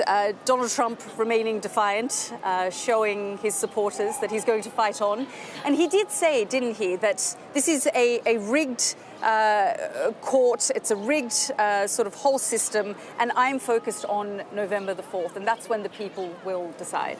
Yes, and we'll see what the people make of what they have heard throughout this case, not just the verdict, but also the story that unfolded. I mean, we heard an ugly tale, a very dark tale, told by a parcel of rogues, not just Michael Cohen, himself a convicted felon, but people like David Pecker, former publisher of the National Enquirer, absolute tabloid rascal, a man who brought us headlines like alien rednecks invaded our trailer camp, and he was a man, big buddy of Donald Trump. He was the man who sat down with Trump in 2015 in Trump Tower, sat down with Trump and Michael Cohen, and they agreed to cook up this scheme to get Trump elected by spreading misinformation, by having a catch and kill arrangement whereby Pecker would source stories that were negative stories that might come out about Donald Trump, and he would catch them. He would pay the person money, make sure that story never entered the public arena to Trump's benefit. And he also spread negative stories about his rivals. At the time, Ted Cruz was running to be the Republican nominee. Pecker planted a story in the National Enquirer that implicated Ted Cruz's father in nothing less than the assassination of JFK. So that's the kind of way that David Pecker operated, and Trump was very much party to that. So there are questions about that story itself. You have this spread of misinformation, which, to one argument would be a gaslighting of the American public, just misrepresenting this individual who's running to be their president, an individual who benefited from that arrangement to the extent that he was commander-in-chief, leader of the free world for 4 years. So, that kind of detail bolted together with the Stormy Daniels episode, a very grubby one-night stand. Interestingly, Melania Trump, to whom he was married at the time this took place in 2006, she never showed up in court. And I do wonder, every lawyer I spoke to said, well, if you want the support of your family, if you want to influence the jury with the optics on a case like this that involves an affair with a porn star, you bring your wife with you. I wonder what Melania's thoughts are tonight and throughout the trial. She didn't come near the criminal court building. So, yeah, a grubby tale with very grubby, excruciating detail that will take a while to forget. And one does wonder, when Americans go to the ballot box in November, do they carry that in their minds? Do they carry this guilty verdict in their minds? And do they regard Donald Trump as forever tainted as a human being and as a potential future president again? Okay, James, thank you so much for all of that detail. We will continue to talk to you, but we are going to turn to our next guest now, Sarah Kristoff, who's a former federal prosecutor. She joins us from here in New York. Thank you so much, Sarah, for joining us. I mean, this, as we've said, is a historic verdict, perhaps one of the most historic verdicts that a jury could make, given the implications of this on the election in November. Yeah, I mean, the prosecution is certainly very happy here that the jury returned a quick verdict. The fact that they came back over the verdict today was a good sign for the prosecution. Once they got that note, there was a verdict. I think the prosecution probably breathed a big sigh of relief, and the defense team started getting pretty nervous, because if there was a hung jury or an acquittal, they would have expected the deliberations to last a little longer. I mean, Sarah, this verdict came quite quickly, didn't it? Did the end result shock you? I was surprised. We certainly had some discussions with friends and family and colleagues about which way this case was going to go, and there was lots of opinions on the table about that. I think that this this verdict, for the jury to reach this verdict, they had to believe the testimony of Michael Cohen, and Michael Cohen had a lot of baggage. And I wasn't in the courtroom. I didn't get to see the jury's reaction to Michael Cohen's testimony, to see their body language, the look on their faces, to see if they thought he was credible. But ultimately, they decided he was, and they relied on that testimony as corroborated by the other testimony presented by the prosecution, and decided that the former president was guilty here. Yeah, I'm curious to know what you think will happen next. We know that Donald Trump is likely to be sentenced on July the 11th. What happens between now and then beyond that? So there's a whole process to prepare for sentencing. The Trump's team is going to gather all of the mitigating evidence they can gather, statements and background information, and all of put that together to present to the judge, in their favor. The prosecution is going to rely on the testimony that was presented during the course of this trial to paint a picture to the court about why Donald Trump should be put in prison. Ultimately, it's the judge's decision what to do here, and both sides are going to put forth their arguments, put forth any support they may have for their positions, but the judge is going to make the decision on how to proceed. So ultimately, it will be down to the judge, and then we because we're in uncharted territory at this point, we don't know how things will develop as we head towards November and beyond. The former president is certainly going to appeal this. There are some fertile legal grounds, I suspect, for appeal. This is really a novel theory, novel legal theory under which he was charged. So they've been fighting that fight throughout, and they will continue to fight that fight in the appellate courts. He will sort of do the best he can on this sentencing side of things, and he's also going to use this opportunity to continue to tell the American public just what he told them after the verdict here, that he believes this is a rigged trial, that he thinks, all of the reasons he doesn't think that this whole process was fair to him and that the outcome here was incorrect. Okay, Sarah, we'll have to leave it there. Thank you very much for joining us. Well, let's bring in our criminal defense lawyer and former prosecutor, Julie Rendelman. And joining us as well is Michael Wolff, author. Thank you both for joining us. You've been with us pretty much for the last 6 weeks, really following all the twists and turns here. Just tell me what your reaction was when you heard, because it did come quite quickly. It did. There was a sense, especially, that it came quickly after the charges had been read and after they reviewed very specific things regarding the Trump Tower meeting, that they were headed potentially to a conviction. We never assume anything, but then, after the fact, we kind of say to ourselves, am I surprised? No. I didn't expect it to be a not guilty once they came in the way they did and the way they described needing to check it off. They needed 30 minutes, which again indicated to me this was going to be a conviction. It was quick, but it indicates to me that the jury was quite focused on the areas that they thought were the most important, and that they really didn't have an issue with the falsifying of the records, that they knew that he had falsified the records. It was a question of why he had falsified the records. Michael, it's interesting.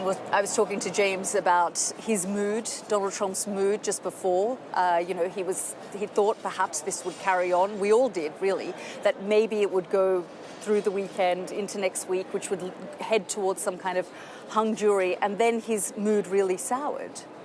Yeah, well, I never thought. I think it was, if you sat through this trial as I did every day, it seemed overwhelmingly clear that the prosecution had told a story of crimes, quite a number of crimes, how they occurred, why they occurred, and for what reason they were committed. This comes as no surprise at all to me, and I thought I was calling this, end of day Thursday. I didn't think it would go into Friday. I certainly didn't think it was going to go into next week. This is, in its way, except for the fact that the defendant was the President of the United States and may be the President of the United States again, this was pretty cut and dried. Yeah, I mean, when you think about it, it's quite extraordinary that the way in which this happened, given he was the Commander-in-Chief of the United States. This is historic on so many levels. It is, and I think we talk about, there's many people that think that this is going to have an impact, and the question is, what is the impact? Some people actually think he's going to be elected because that this is going to help him moving forward, because people view this as political, and others think that this may have an impact and negatively towards him. I think it'll be interesting what happens in the next several months. I mean, first of all, he has to get sentenced. I think everyone assumes there'll be no jail time. And it'll be interesting, even in the debates, how it's discussed, what Joe Biden says during the debates and how he responds to it. I think we've already gotten a sense of what he plans to say, because he always says the same thing. But we do have some time, so it'll be interesting what, if anything, happens next for both Trump and for Biden. What are the polls saying at the moment about this? I mean, are people were they thinking if he does get convicted, we'll turn on him? Well, the polls have not moved for the length of this trial. I mean, we've heard about what happened in the Lake Tahoe bedroom. We've heard about the money. We've heard about all this. No movement at all in the polls against Donald Trump, and no movement for Joe Biden. So that's where we are. Now, does a guilty 34 times, does that change this? We don't know. Everyone will be waiting to see. I'm sure pollsters are in a frenzy wherever pollsters are. But then the other thing to remember about this is Donald Trump. So what always happens with Donald Trump again and again and again is that something else happens. So it is very possible that weeks from now or months from now, we'll look back on remember that trial? And because we will be on to something else, some other Trump offense, some other Trump event, some other Trump, something else he's blown up. I mean, I think what's extraordinary is July 11 is when he's believed to be sentenced. And July 15, I believe, is the Republican convention. I mean, it's literally days apart. Sure. Yeah, I mean, remember, the judge usually does about 6 to 8 weeks, so it's not unusual. I don't think one has anything to do with the other. I don't think there's going to be an extension. And I do think Judge Merchan wants this case resolved and a sentence to be finished before he kind of moves on to the next steps in terms of Trump. So he's not treating him differently than he would anybody else in these circumstances. Yeah. One of the interesting things is that this has become the issue in Donald Trump's campaign. So this is what he's going to the country and saying, they did this terrible thing to me. You have the power. You are the real jury, not those Manhattan people who pretended to be the jury. And have the American people been listening? I mean, has it helped him? Well, it hasn't hurt him. And he is, and I guess it probably has helped him. I mean, he is ahead at this point today in every key poll. Which is also, I think, what makes Donald Trump so unusual. When you think about all of these things that has happened in the last 8 years, and now this, and yet it still doesn't feel like it's impacting him completely. Well, what's unusual about Donald Trump is that he survives and flourishes off of everything, so many things that would have killed every other politician. He has more than 9 lives. Yeah, I mean, and so let's just talk through what is likely to happen now. So July 11 is the sentencing, about six weeks from now. Sure. He has to meet with probation. He doesn't necessarily have to admit anything. I don't expect him to, although sometimes a judge does consider whether someone's remorseful and when they determine what the sentence is going to be. I can guarantee that will not happen. I assure you, I agree with you. But there will be a probation report. Probation will give their recommendation as to what the sentence should be. At the sentencing, both sides will speak. The judge will ask if Donald Trump wants to speak, and he has a right to speak at that time. And he will speak. And he will speak. And the judge will render the sentence, and then the appeal process will begin. Michael, I mean, you have managed on some level to understand Trump's psyche. How do you think he is feeling, and what kind of conversations do you think he's having with his team behind the scenes right now? He's feeling as angry as he's ever felt. Conversation, I would never say what Donald Trump has is a conversation. He's yelling, he's blaming people. I would not want to be Donald Trump's lawyer right now. He is steaming mad at the world. Does he blame this on himself at all? No. Does he see, does he question himself at any point?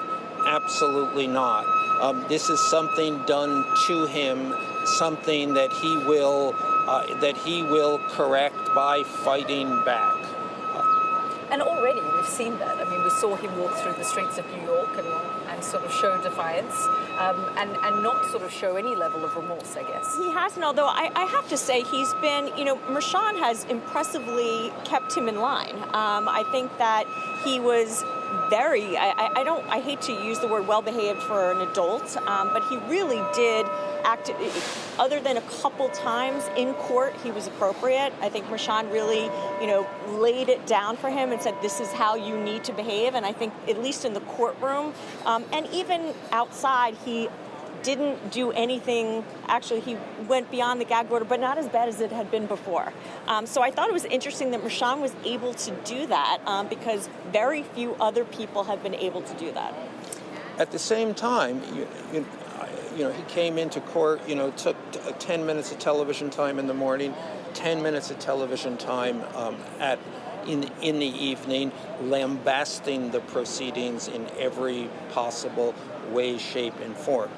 Yeah, for Donald Trump, he was somewhat threading the needle on the gag order, but then he made the gag order an issue. So he's running on the gag order. They silenced me. So again, it's all he is. Donald Trump, for whatever he is very canny about how he plays his advantages here. He knows the power of 10 minutes of television in the morning and the afternoon and what that means. No, and that's for 6 weeks. I mean, essentially pushing everything else off the news. I mean, he's led the news cycle for 6 weeks. For Donald Trump, it doesn't matter whether it's a good or bad event, just that he is at the center, and he has been. And he's likely to be at the center of things for the next 5 or 6 months. Or 5 or 6 years. Yeah, exactly. Well, Michael, Julie, thank you so much. We really appreciate all of your analysis and for joining us here on the program. Well, you're looking at some live images there of some protesters outside the court there in New York, chanting and holding up signs. Trump is guilty is the sign. But earlier we did see Donald Trump come out and wave at his supporters and show that resilience and defiance that we've seen from Donald Trump over so many weeks. We are also expecting to hear from Alvin Bragg, the Manhattan District Attorney, the man who pushed for the charges against Donald Trump. That is likely to begin in the next few minutes. As soon as it begins, we will be bringing that to you live. And you're looking at those live images. Actually, these are of earlier, just about half an hour ago, of Donald Trump waving at supporters, saying earlier that he would fight on and that this was a rigged decision, a rigged case against him, and that he would continue to fight till November and the November elections. Well, let's hear now from Joseph Kotry-Monson, a criminal lawyer who joins us from Manchester. Thank you so much, Joseph, for joining us. I know that you worked on the alleged Facebook hacking. My auto cue is moving on. But I know that you've also worked alongside some of Donald Trump's lawyers. If you could just give me your reaction to this verdict. Yes, well, good evening. My awareness of the Trump machine, as you're correct in saying, goes back to that Cambridge Analytica US election fraud allegation of around the same time, the run-up to the 2016 election. And the rule we stuck to in that case, my firm was representing the chief of operations turned whistleblower.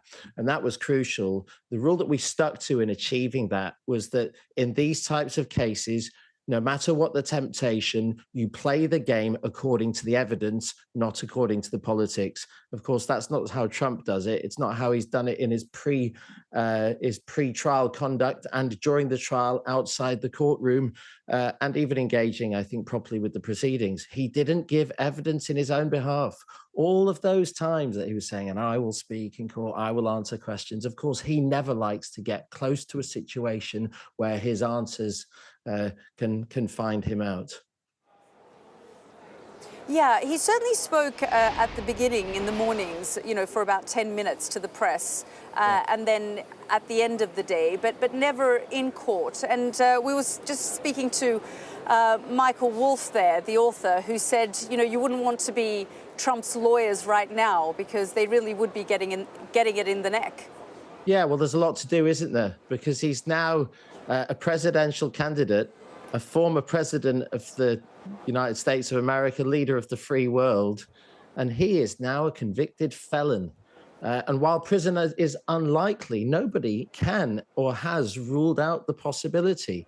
These charges are low-level felonies, but felonies nonetheless, and aggravated substantially because they go directly to the integrity of the 2016 presidential election. So for their type, they are immensely serious. And while he will be furiously, as he's given us some clues, some breadcrumbs in some of his media statements about some of the things he's unhappy about the fact that he wasn't allowed to call loads of expert evidence as to election law for the jury, and also extra evidence, bad character evidence, we call it, relating to Michael Cohen's credibility and even a venue change. He'll be preparing all that. But the reality is the judge was right in law on those things, especially anything that relates to the findings of a jury, because in the US, unlike in the UK, they have a very strict jury selection process that favors the defense and prevents prejudice. Ironically, that's precisely the reason that a defendant can get away with making these prejudicial statements during a trial. It's because by both sides have already had an opportunity to check and make sure to vet effectively jurors to make sure that they've got the best possible chance. I think this is a safe verdict, and I don't think he's going to have much luck on appeal. And I guess at the end of the day, the prosecution delivered, Michael Cohen delivered. He did, and he wasn't an easy witness for the prosecution to rely on, was he? In fact, looking at the three of them, Michael Cohen, he's a self-confessed liar. His evidence is essentially to that effect. He's somebody who lied for and on behalf of Donald Trump. He's somebody who also had to concede in cross-examination that he had stolen from the Trump organization. The prosecution were very clever at not overplaying their hand in this regard. They said you should regard him as a guide through the evidence, a tour guide through the evidence, not necessarily somebody who tells you the truth on everything. And that's good because, of course, what they had was a broad picture. They had Stormy Daniels as well, also not the best witness in some respects, because some might view, at least morally, the fact that she took the payments in the first place as a kind of form of bribery or blackmail. And of course, the National Enquirer head, Pecker, confessing to being part of a catch and kill conspiracy to influence, presumably with the effect of influencing people's opinions in advance of the 2016 election, also not attractive. But that, plus the paper trail, a chorus of voices, it was a messy case. Prosecution recognized it and still managed to get it over the line. I think really that speaks to their judgment, but also the quality of the evidence and the fact that the jury were able to hear everything and coming back with a quick verdict like that, never good for the defense, a quick verdict in a complex case. It really shows that they were convinced. Yeah, as you say, a very quick verdict. Thank you so much, Joseph Cotry-Monson, a criminal lawyer, joining us there from Manchester in the UK, and giving us a sense of how things will evolve and develop as we head towards the November election. Well, let's go to Washington now and speak to our correspondent Mark Stone, who joins me live now. And Mark, I mean, this has been a dramatic afternoon here in New York. The world's media has been gathered here waiting for the verdict to come out, this historic verdict, a very important decision by this jury that can really impact so much, including the November election. Just give us a sense of the reaction there from Washington, D.C. Yeah, I mean, historic, Yalda, is such an understatement. It's one of these moments that we have been expecting. Of course, no one knew which way the verdict would go, but it would come. And yet, even since it's come, you know, you take an intake of breath, whatever side you are on. An extraordinary day for America. In terms of the reaction from Washington, from President Biden, well, it's interesting because it's come from not President Biden, but from candidate Biden, from the Biden-Harris campaign, who have released a statement. And while we wait for Alvin Bragg, the district attorney, I'll read you the statement. It says, in New York today, we saw that no one is above the law. Donald Trump has always mistakenly believed he would never face consequences for breaking the law for his own personal gain. But today's verdict does not change the fact that the American people face a simple reality. There is only one way to keep Donald Trump out of the Oval Office, and that is at the ballot box. Convicted felon or not, Trump will be the Republican nominee for president. And it goes on to say the threat Trump poses to our democracy has never been greater. He's running an increasingly unhinged campaign of revenge and retribution, pledging to be a dictator, as he said, quote, on day one. And so it goes on. That is the statement from the Biden-Harris campaign. In terms of President Biden, not candidate Biden, well, nothing at the moment. Just a short line from one of his spokespeople, Ian Sams, who says, we respect the rule of law. We have no additional comment. But Yalda, I can tell you too that over the course of the past week, there has been some noises, some suggestion that President Biden has been mulling over how to react to this moment as president. Should he address the nation or not? And the suggestion is that he would, that he wanted to use a White House setting to address the nation. There's been no word on whether or not that will happen, but they had a problem of logistics because, of course, like all of us, we didn't know when this verdict would come. Today, President Biden is in Delaware. It's the anniversary of his son Beau's death, and so he's marking that moment with his family at his home in Delaware. But tomorrow he is due back at the White House, so there is an opportunity there for him to address the nation should he choose. I wonder whether the guilty verdict might make it easier for him to address the nation, because he can make some of the points that were made in that statement. A non-guilty verdict, if he had addressed the nation with a non-guilty verdict, perhaps that would be seen to undermine a jury. In terms of what happens now, though, well, I think the polling is fascinating because, as Michael Wolff was saying a little earlier on, the polls simply haven't moved. Views are locked in, and when you travel the country as we do, you sense that people just haven't changed their views, and they don't.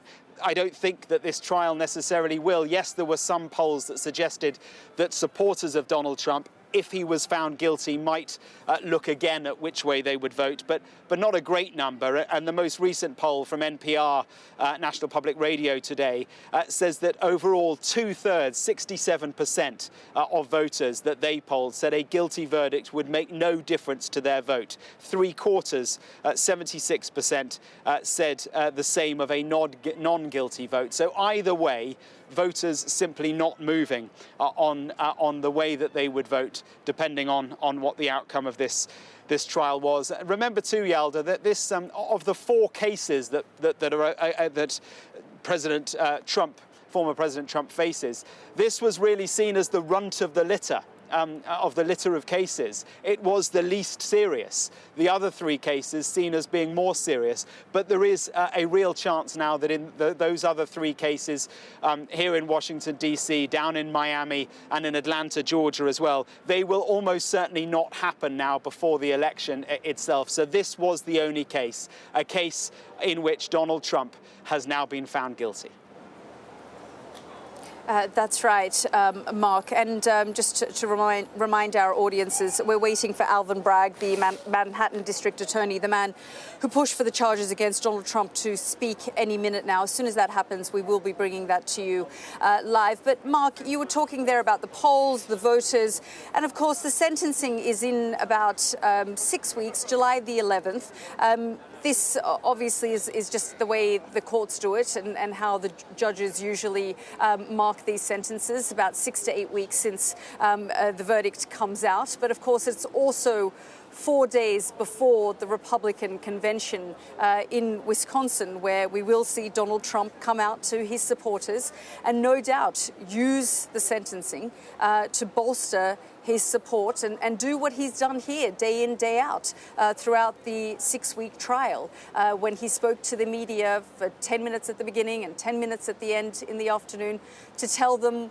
that this entire thing was rigged and this entire thing was a sham. Yeah, unless of course he goes to jail. Although I think the suggestion is that will not happen. I think we could see Alvin Bragg and his team approaching the podium now. So when they start to speak, we will be quiet. But yes, 4 days before the moment where he is officially crowned as the Republican Party nominee for president. Let's listen in now to the district attorney in Manhattan. First and foremost, I want to thank the jury for its service. Jurors perform a fundamental civic duty. Their service is literally the cornerstone of our judicial system. We should all be thankful for the careful attention that this jury paid to the evidence and the law and their time and commitment over these past several weeks.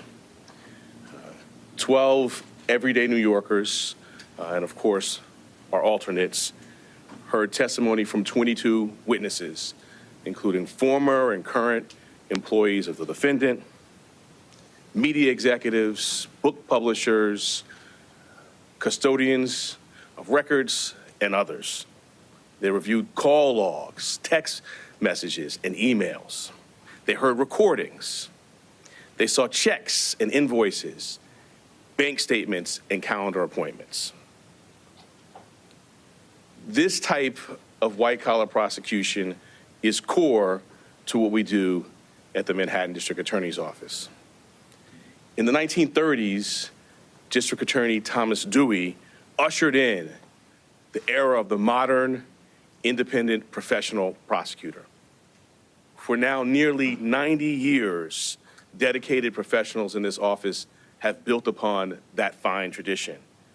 A major part of our practice during that nearly 90 years has been public integrity work, including cases involving jurists, local and state electeds, public servants, and others. I want to thank this phenomenal prosecution team, embodying the finest traditions of this office: professionalism, integrity, dedication, and service. They are model public servants, and I am proud and humbled to serve side by side with them.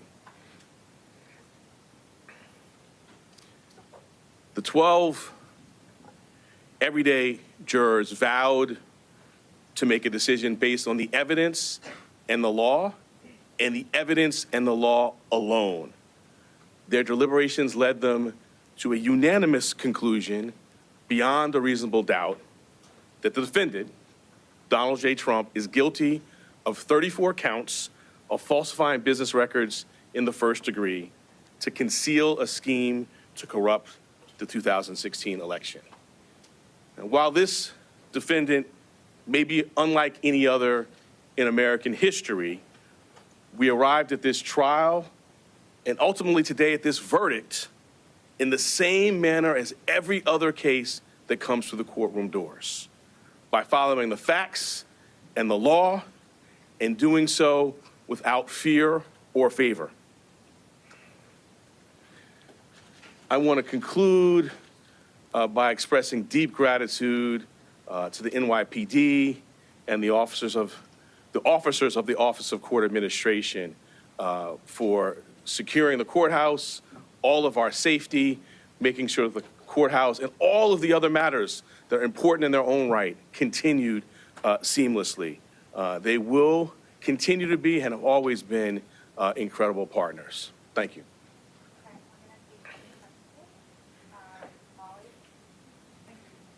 And do you plan to request a prison sentence? That Donald Trump's multiple violations of the gag order that was in place should factor into that request at all? The judge scheduled a sentencing for July 11th.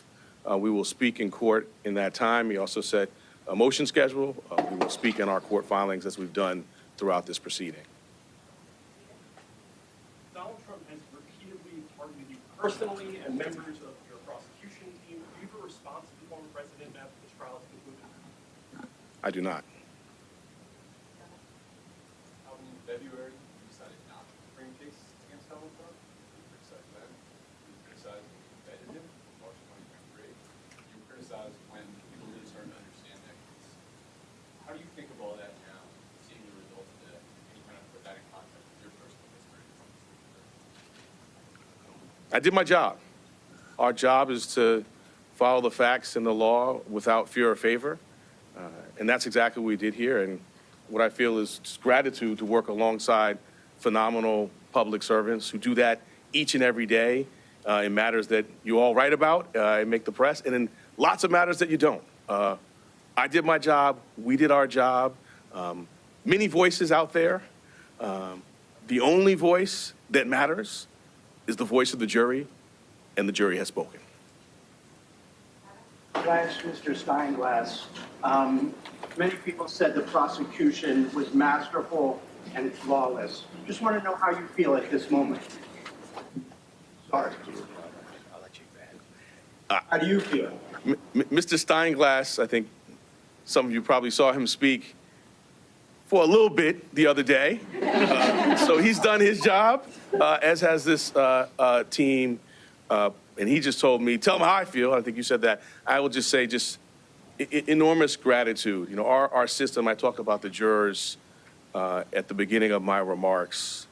We have a phenomenal system. 12 everyday New Yorkers. They listen to the judge's directions. They follow the evidence. You saw them in court every day. They were careful and attentive. And so I feel deep gratitude to work alongside them, to be a part of this system. And I just want to echo that this is what we're doing every single day. I mean, during this trial, just this week, right, a ghost gun indictment, Grimaldi's wage theft plea resolution, sex crimes, convictions, all sorts of work that's being done by phenomenal public servants. So we're before you today on this obviously consequential matter, but this is what we do every day. We follow the facts and the law without fear or favor. If a jail sentence is in the cards, it is likely that Trump and his attorneys would seek a stay on enforcement of that sentence pending appeal. If that were the scenario, would your office object to staying the sentence? I'm going to let our words in court speak for themselves when we get to the sentencing matter. I'm not going to address hypotheticals. They raise arguments, we'll respond. And I think your question really underscores an important point. This is an active, ongoing matter, right? We have other phases of this going ahead. We will continue to do our speaking about this matter, about issues like that in court. All right, last one. From day one, kind of the viability of this case has been questioned in all sorts of media outlets, all over the place, including from the defendant himself. Can you respond to any of that, how you feel now that you've gotten the conviction? So my response, again, is I did my job. And I think particularly I talked about the history of the office. My personal history, I started as a prosecutor in 2003 in the Public Integrity Unit in the New York State Attorney General's office. I served also in the Public Integrity Unit in the Southern District of New York. These are kind of cases I've done personally, and it's a hallmark of the tradition of this office that I'm proud to lead. And I don't want to go into the whole body of litigation, but we now have a federal court decision ruling on the legal theories. We had a state court decision on the omnibus motions. But most importantly, today we have the most important voice of all, and that's the voice of the jurors. They have spoken. Donald J. Trump has been convicted of 34 counts of falsifying business records. Thank you. District Attorney, your office has been investigating this case since 2018. Are you concerned about retribution if Trump is elected president? You went to the Supreme Court twice. Any comment on that?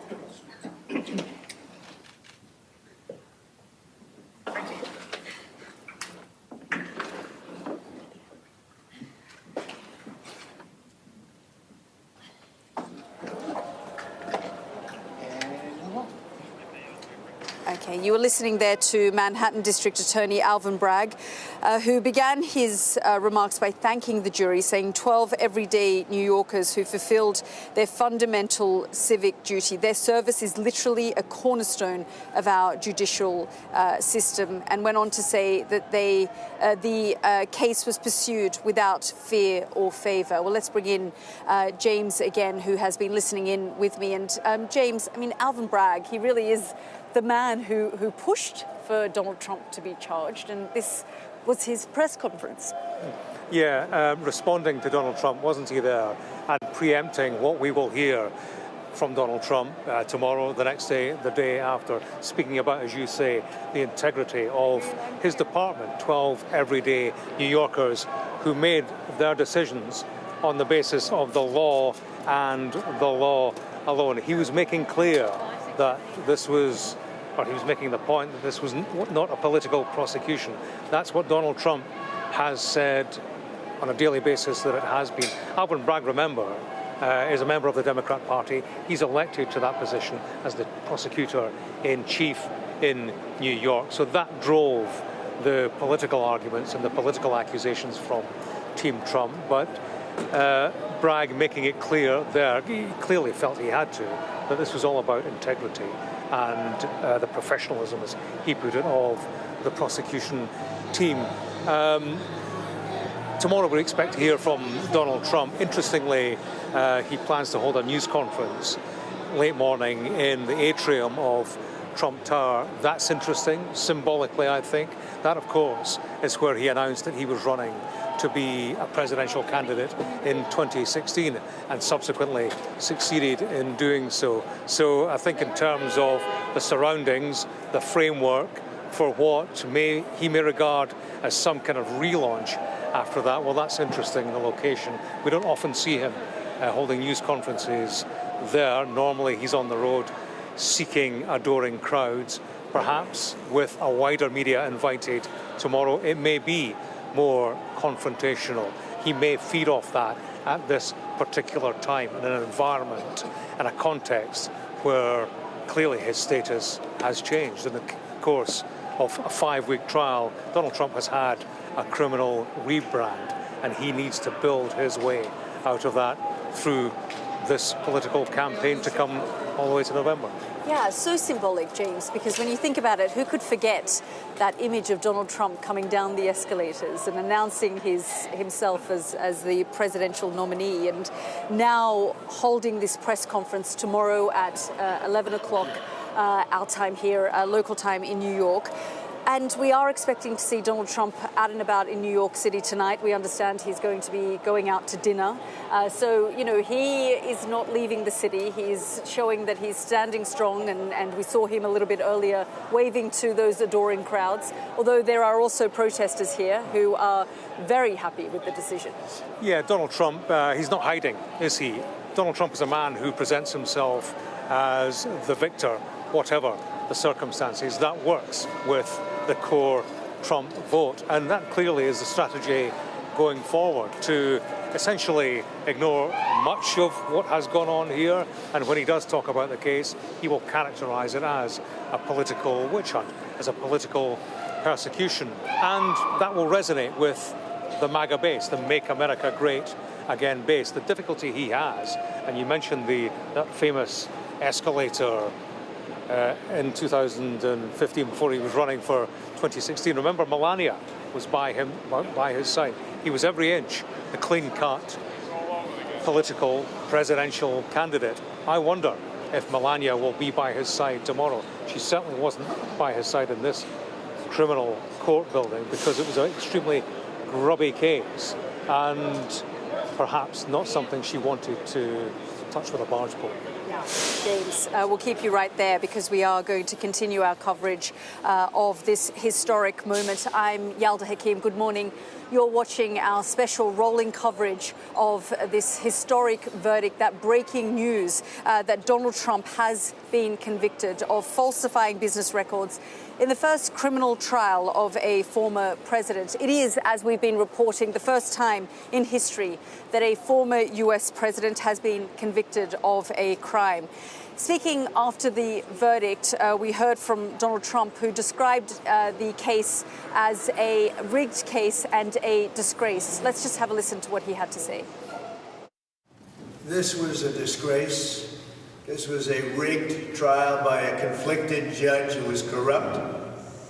It's a rigged trial, a disgrace.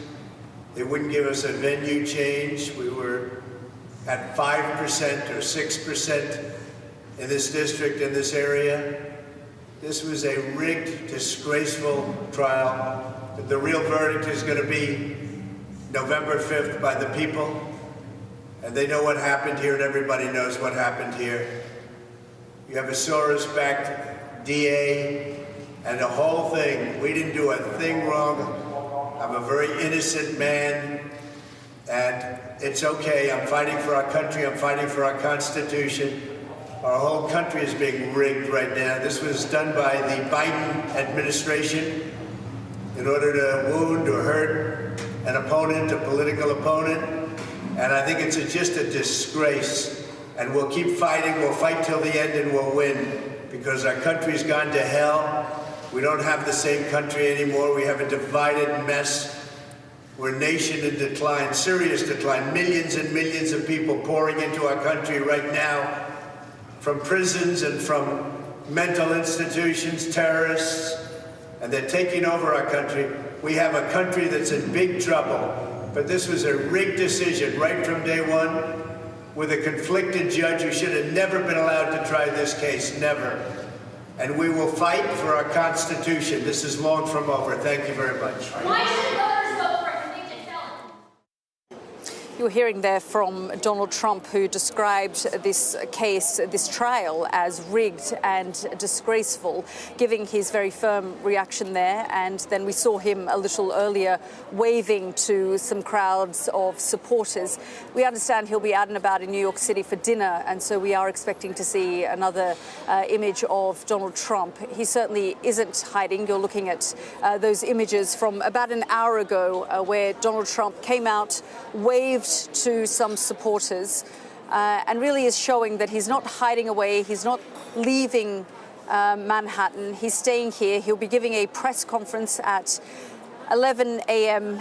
Eastern Standard tomorrow, local time here in New York, and he will be addressing the press. He'll be holding a press conference from Trump Towers, and we've been talking about the symbolism of that because, of course, that's where he announced his Republican nomination ahead of the 2016 elections. And so he'll be back at Trump Tower talking about this trial.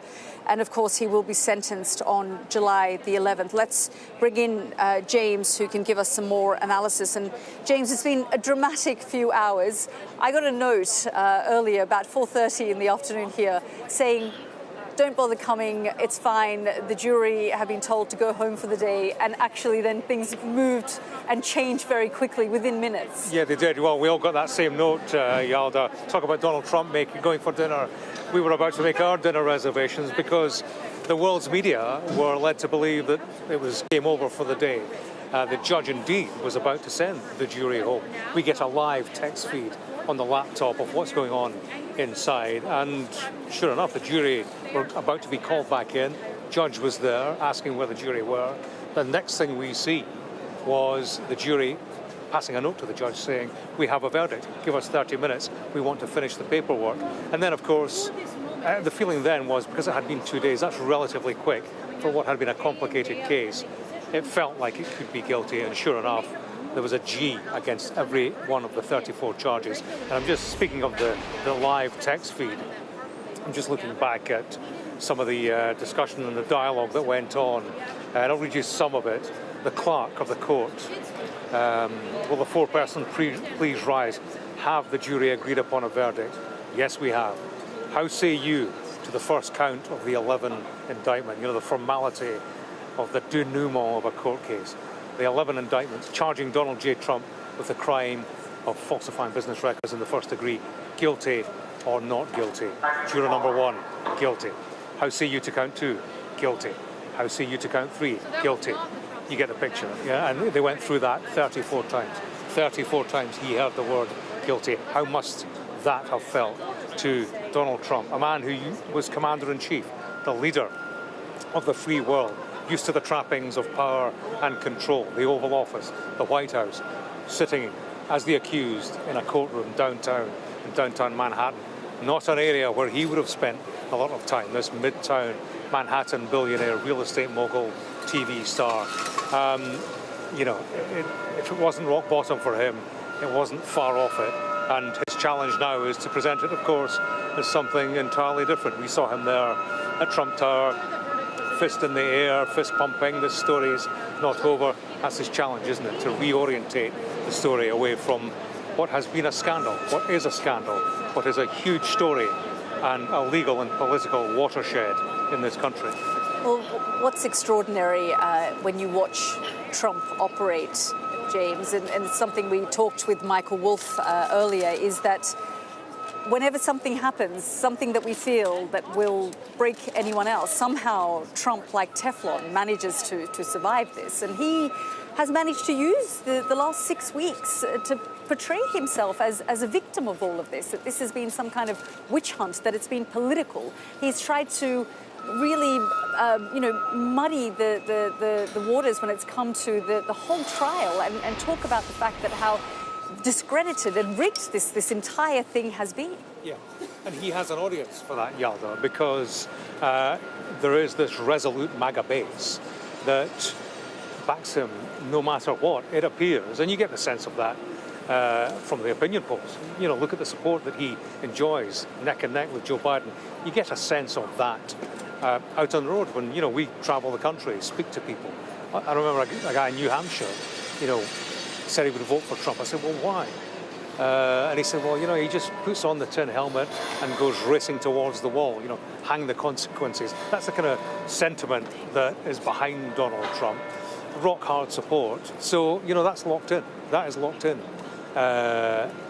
You know, going forward towards the November election. The difficulty for him are the people on the fringes of the MAGA base, the independents, the more moderate Republicans. How does this play with them? How does a court case that was grubby, that was about a one-night stand with a porn star, and a man who was married at the time, how does that play with key elements of the electorate, evangelicals, suburban women, you know, target groups that Donald Trump will need to carry with him if he is to return to the White House? That's the challenge for him, to target those groups with a credible argument, which is made all the more difficult on the back of a criminal conviction, the first time we've seen it in these circumstances. Well, James, you've been covering this trial for the last 6 weeks, giving us every twist and turn with so much detail. You've got the latest report on basically what's happened in the last 6 weeks. Let's just have a listen.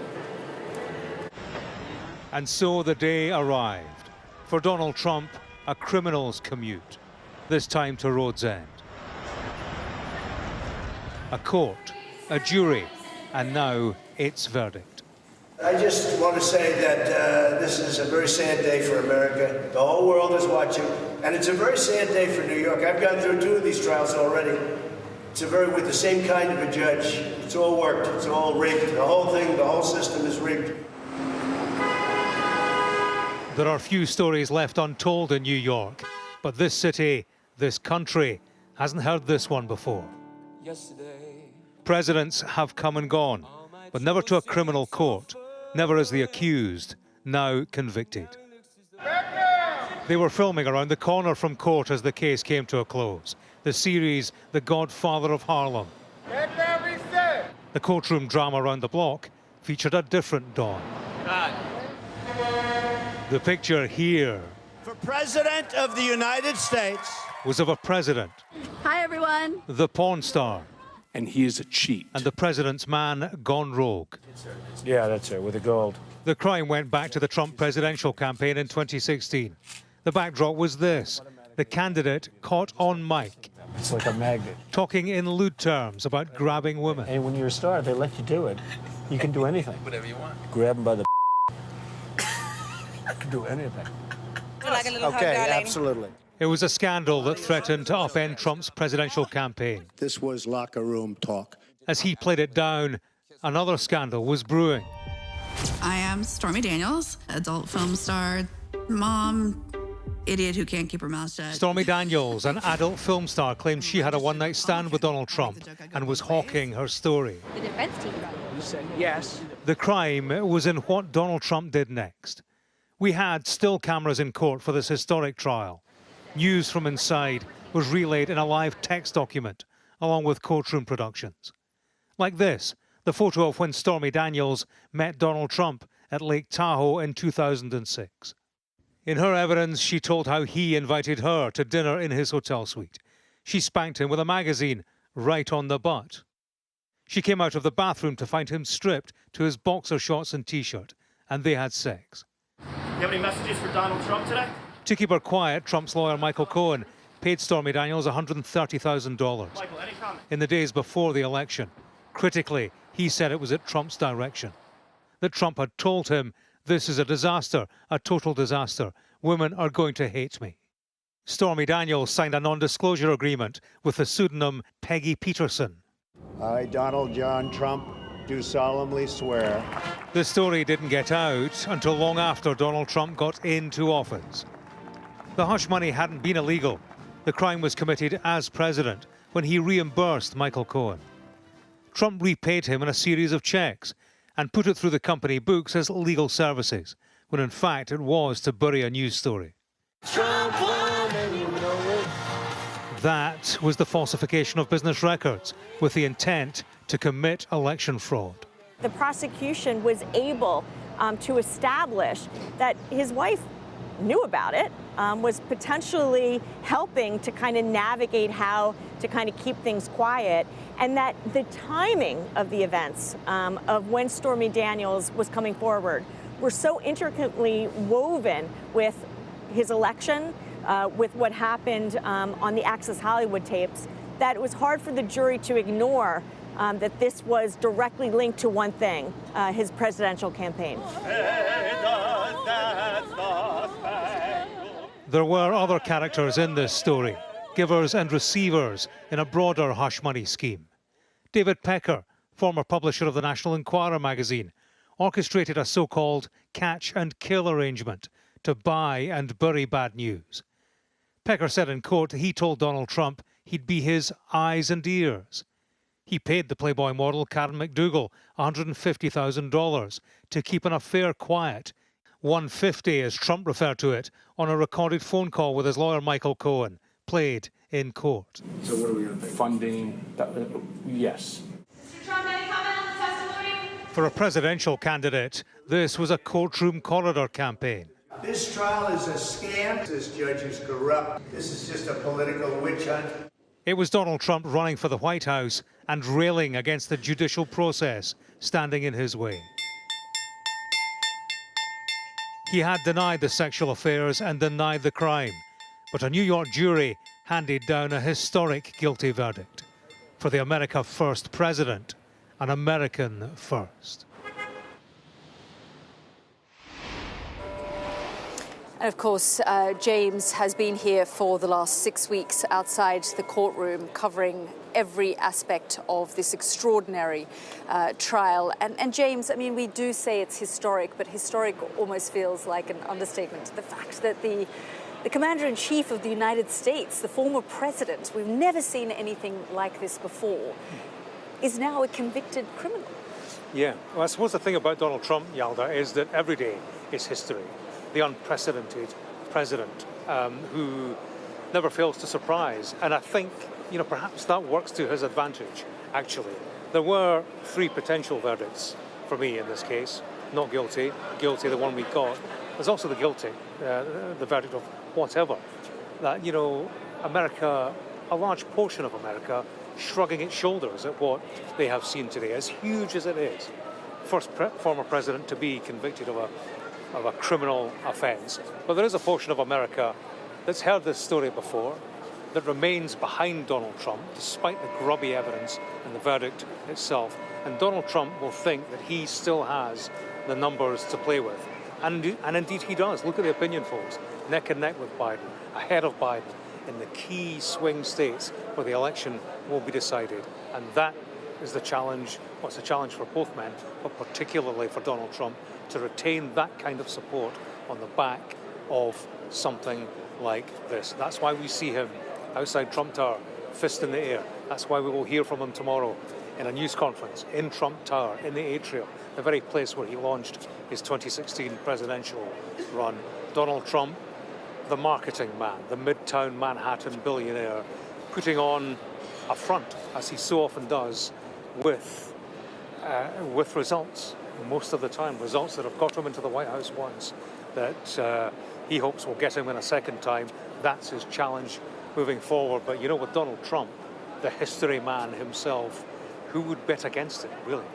Yeah, and anything is possible. James, thank you so much for your brilliant reporting over the last 6 weeks. We will, of course, continue to hear your coverage and reporting and analysis over the next hour or so. But you're looking at some of those protesters still gathered outside the courtroom. We saw Donald Trump, as James was saying a little earlier, come out and wave to those crowds of supporters who have been here day in, day out for the last 6 weeks, cheering him on as he entered the courtroom.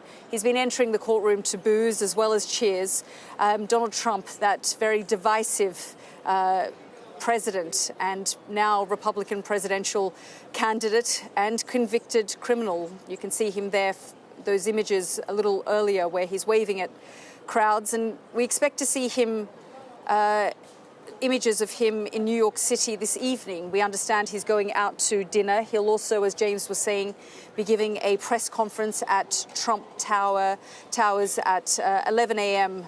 Local time tomorrow. So this is Trump showing that he is not hiding, he's not leaving, he's staying right here in New York City.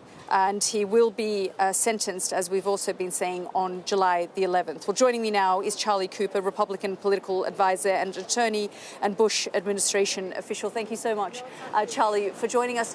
Just your reaction to this conviction. A lot of people are talking about how this is unprecedented, and it absolutely is unprecedented in the sense that a U.S. president, a former U.S. president, was convicted of multiple felonies here today. I don't think, though, that it's going to prove to be as relevant as some people think. Donald Trump, since he made his infamous ride down the escalator in 2015 to announce his candidacy, has done and said things that have shocked political opponents, shocked his own supporters, and in many ways people thought disqualified him from holding higher office. And yet he went on to win and had a very close election in 2020. And right now, he's leading Joe Biden in the polls. Whatever you think of the policies of the Biden administration, the Trump administration, he is a showman. He lost a court case today. He's a convicted felon, and he's going to go out to dinner tonight and make a show of it. And his supporters love him for that. So, yes, it's unprecedented in terms of historical matter, but I'm not convinced this is going to be a sea change or create a massive ripple effect through the election that I think a lot of Trump's detractors and Biden supporters are hoping for. Charlie, I mean, when that Access Hollywood tape came out, yes, we realize now that even Trump himself thought that that would be the end of him. And in fact, yes, it wasn't. I mean, this whole hush money payment almost comes off the back of that, doesn't it? That he thought, oh my God, the women of this country are going to turn on me. We've got to silence Stormy Daniels. And the whole thing has sort of stemmed from that video, that Access Hollywood tape. In a very weird way, we're living in a post-Trump world while Trump is still here. And what I mean by that is the types of character flaws that in past years would have disqualified any political candidate of any office has now been expected. He broke the mold in 2016. He had the Access Hollywood tape, which people thought would finish his campaign, and yet he went on to win. if you believe many of the polls that you're seeing right now, he's managed to close the gender gap with Joe Biden, even in the face of all these allegations. Joe Biden is winning on issues like abortion and others that matter to women. And yet, as a matter of character, they haven't written Donald Trump off yet, regardless of what they're seeing with porn stars and the Access Hollywood tapes. So I think it is important to note, we didn't see anything today that told us something new about Donald Trump's character. That from the Access Hollywood tapes until today, every story that we have heard about him and his interactions with women doesn't come as a surprise to anyone anymore. And his supporters have decided he is still their guy. He still stands for what they believe in on issues like immigration and crime and international relations, and they're going to stick with him. It began with the Access Hollywood tapes. Here we are with Stormy Daniels, and he's still ahead in the polls. So I guess the question is, what happens now? We understand that he will be sentenced on July the 11th. And then, of course, the Republican convention is sort of 4 days after that. No doubt he will do what he has done throughout this trial and use it to describe himself as a victim of a system that is after him. Yeah, I think the former president is going to head into the convention and make as much of this as he possibly can. No one, not even Donald Trump, wants to be convicted of a felony. But if it happens, and it happens during a campaign, every political advisor will tell you, you need to take what's thrown at you and try to make the most of it. And it's been done in such a public way, there's no way to try to downplay it. He's going to head into that convention and ultimately take the stage, accepting the nomination for the Republican Party, and he is going to act like a political victim. He is going to claim that these charges brought by a Democratic prosecutor in a very liberal city were trumped up, pardon the pun, and were designed to discredit him as a political force. And he's going to try to embrace it and harness that momentum to generate turnout, excite his base, and use it as a tool in his favor when he's facing Joe Biden in November. Before I let you go, is it going to be a case where Donald Trump does what he always does with the GOP and watches now to see who stands by him and who turns on him? Yes, Donald Trump has proven over the course of his life, not just in politics, but in corporate America, that loyalty matters to him, even if loyalty is a one-way street. He expects loyalty to himself. And as you see outside the courthouse, where we are right now, over the past several weeks, senior Republican leaders, including the Speaker of the United States House of Representatives, have shown up to stand behind him to show their support. That doesn't end today. He's going to be looking even more now to see what Republican leaders show up and are willing to put themselves on the line in his defense. One of the things he has going for him is it looks like this is the only trial that will happen between now and November. Some of the more complicated and divisive trials around the election interference charges, classified documents, and the January 6th trial that's coming up won't happen until after the election. So Donald Trump feels like he has a strong case to look at Republican leaders and say to them, I demand your loyalty now. This was a political hit job. I need you to stick with me. And I think you're going to see most of them continue to do so. Charlie, fascinating talking to you. Thank you very much for joining us. Thanks a lot. Well, we understand that Donald Trump is still in Trump Towers. He's expected to go out to dinner where we will see an image of him, and he hasn't left the city.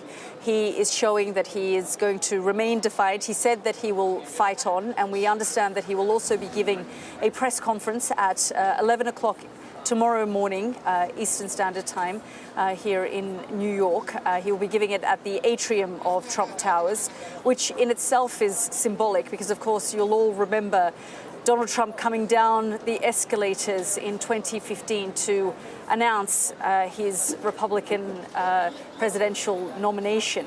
And so the symbolism of this now today, 8 years on, where he will talk to the press and the American people, as well as the international community, about this criminal conviction against a former president. Well, let's bring in our correspondent, Mark Stone, who joins me from Washington, D.C. And Mark, you've been saying that this, describing it as historic, doesn't quite sum it up. This has been an extraordinary 6 weeks and an extraordinary afternoon here, where we suddenly found out that the jury was out, the verdict was out, and that Donald Trump was guilty for all 34 counts.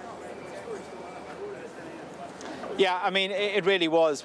We've expected this moment for so long, and yet I was sitting here in Washington, and when it came in, there was still that intake of breath. Wow.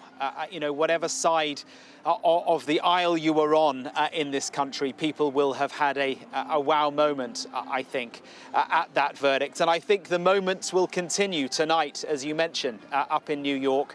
At a restaurant, he will appear and he will use that moment. The cameras will be there and he will use that moment, I'm sure, to continue saying what he has been saying throughout this trial. He has used moments in New York effectively as campaign moments. He was in the Bronx at the beginning of the trial, where he did a so-called impromptu gathering of supporters.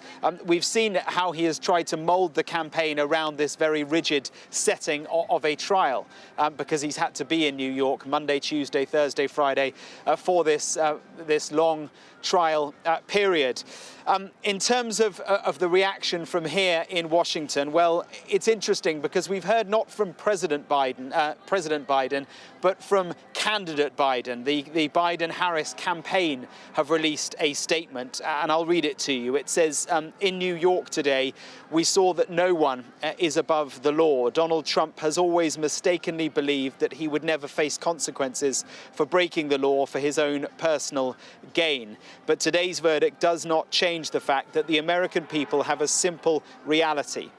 There is only one way to keep Donald Trump out of the Oval Office: at the ballot box. Convicted felon or not, Trump will be the Republican Party nominee for president. And it goes on to say, the threat Trump poses to our democracy has never been greater. He's running an increasingly unhinged campaign of revenge and retribution, pledging to be a dictator on day one and calling for our Constitution to be terminated so that he can regain and keep power. A second Trump term, it concludes, means chaos, ripping away American freedoms, fomenting political violence, and the American people will reject it in November. That there, a statement from the Biden-Harris campaign. And you know, Yalda, as James was saying earlier, for a proportion of Americans around the country, perhaps this will be a whatever moment. They will have had the wow moment as he's found guilty, and they'll move on quickly because for so many Americans, views are already locked in. And I think what the Biden campaign is trying to do here is remind voters. They want to say, look, he is guilty, he is a convicted felon, and more than that, he is a threat to democracy, he is a threat to the nation. They will say, remind people what happened here in Washington on January the 6th, all those years ago. That was a moment where they argued that Donald Trump fomented anger in the country and tried to cause an insurrection. So that, I think, is how the Biden-Harris campaign is framing it. As for President Biden himself, well, only a statement from his spokesperson saying we respect the rule of law and have no additional comment. Yalda, I do think that President Biden is going to consider doing some sort of address to the nation. We have had some whispers over the course of the past week that he's been mulling over the idea of addressing the nation. A guilty verdict maybe makes it easier for him to do that, because if it was not guilty, then perhaps he'd be seen to be undermining the jury, given his views on Donald Trump. But I think probably when he returns to Washington tomorrow from Delaware, where he is at the moment, I wouldn't be surprised we see some sort of appearance by President Biden at the White House. Yeah, Mark, I mean, as you say, you've been crisscrossing the nation, you've been speaking to people, and it doesn't feel like it has changed or shifted people's feelings about this trial and whether this verdict actually changes anything. It certainly doesn't show that in the polls, although some polls have shown that some Trump supporters have said that they would potentially, decide not to vote for Trump if he is convicted. But, we're yet to see what happens in November. And of course, we've been reporting that July 11 is when Donald Trump will be sentenced. And of course, that has nothing to do with the Republican convention, which is just 4 days later. But the timing of it is quite extraordinary as well. Yeah, on the polls first, Yelda, there has been this talk and this polling which suggests that there is a proportion of Trump voters who, if he was found guilty would suddenly decide that they don't like him and wouldn't vote for him. I've never found one of those people.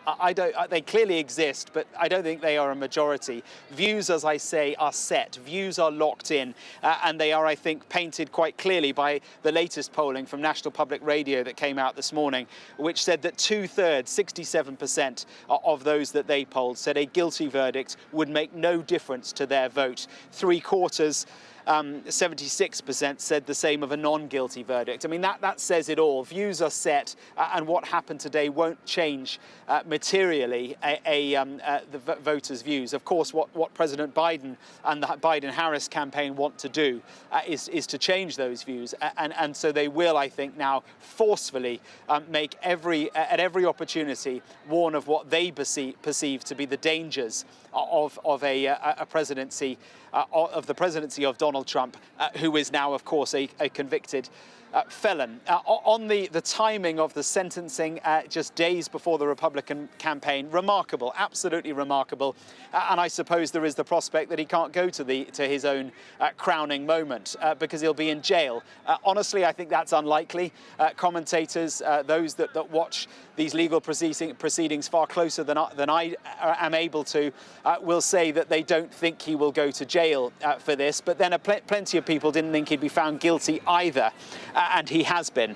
So we will see on that one, but I think the likelihood is it will not be jail, so he will be able to go to his own convention just days later. The other remarkable sort of split-screen moment that we will see on that day of sentencing on July the 11th, Yelda, I've just realised, is that it's the NATO summit here in Washington, D.C. So in Washington, D.C., we will see the leaders of all NATO nations, prime ministers, presidents, gathering here in Washington, D.C. as the potential next president is being sentenced for a felony crime up in New York. Utterly remarkable.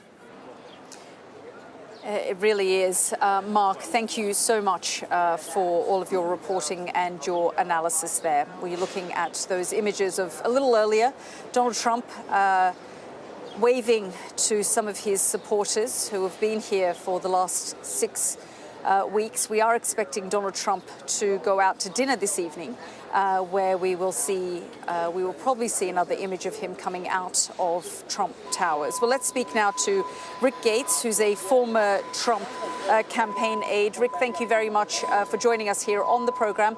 I first of all just want to get your reaction to this verdict. Yeah, I think overall it's a dark day for our country. I personally was not surprised by the verdict. Part of the reason of having the trial in New York was because there was a jury pool that would be very much against Donald Trump. So I think as this continues to play out, what you're seeing is a continuation of the division politically and mentally and emotionally in America right now. And this is only going to further that divide as we move forward. How do you think Donald Trump is reacting behind the scenes right now? And we've seen him out and about in New York waving to crowds since that verdict came out. He did describe it as a disgrace, but just with his team behind the scenes and speaking to his lawyers. Yeah, when Donald Trump's in these situations, I mean, behind the scenes, he's very angry. He's frustrated. He doesn't understand why this attack was developed on him. But he also recognizes the value that it has in terms of his brand and being able to campaign. And just as you had many commentators on talking about the impact that this trial has, and I've been watching the polling very closely, particularly over the last 72 hours. And I'm very curious to see if the numbers hold. This verdict will not change the minds of American voters. They're already made up. Now that the verdict has been in, now let's take that poll again. Let's see if those Republican voters, those moderates and independents, if they still hold close to Donald Trump. That'll be a very telling sign, both for the Trump campaign and for the Biden campaign, on how difficult it's going to be for Joe Biden to gain back this ground.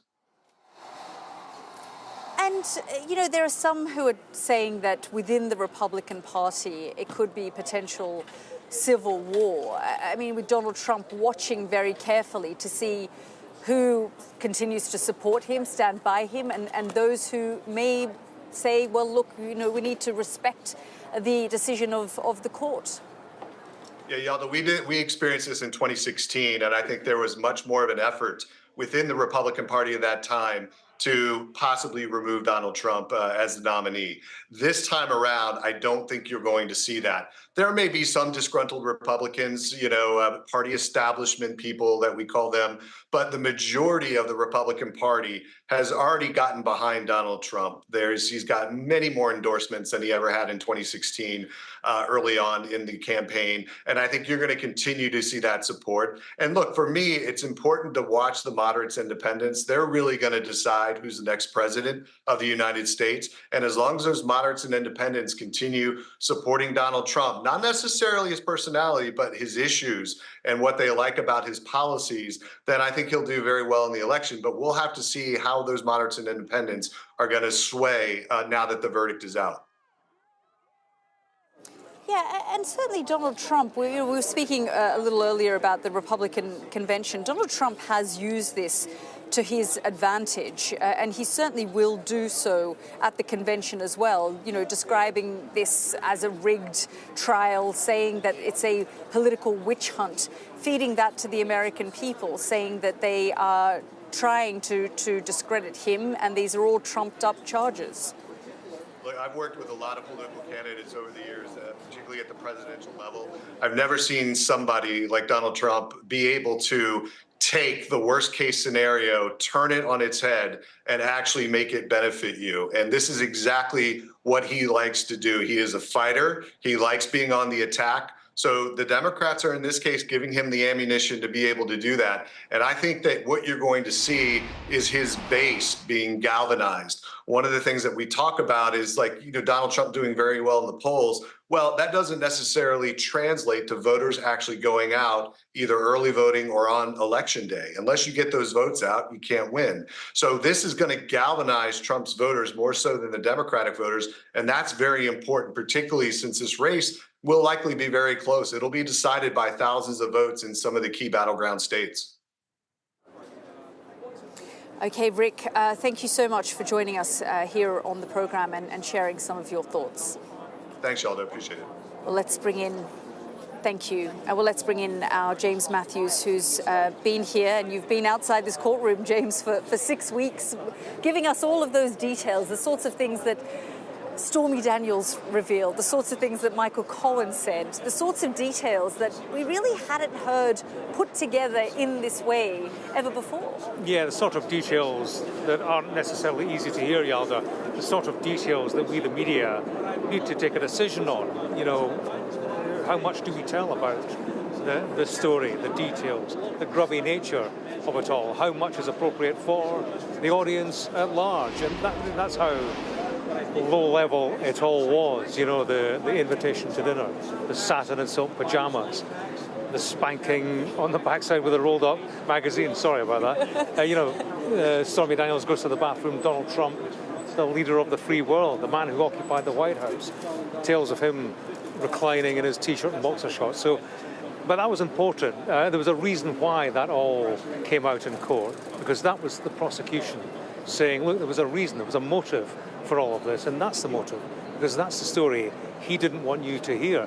And when you heard those details, you saw why. And that was at the heart of it. There was a story, the one-night stand in 2006. 10 years later, he's running for the White House. The Access Hollywood tape comes out. That's a scandal. He's caught on mic, Donald Trump, talking about, grabbing women, very lewd. It's a crisis. We heard that from Hope Hicks, his press aide. This was a crisis in the campaign.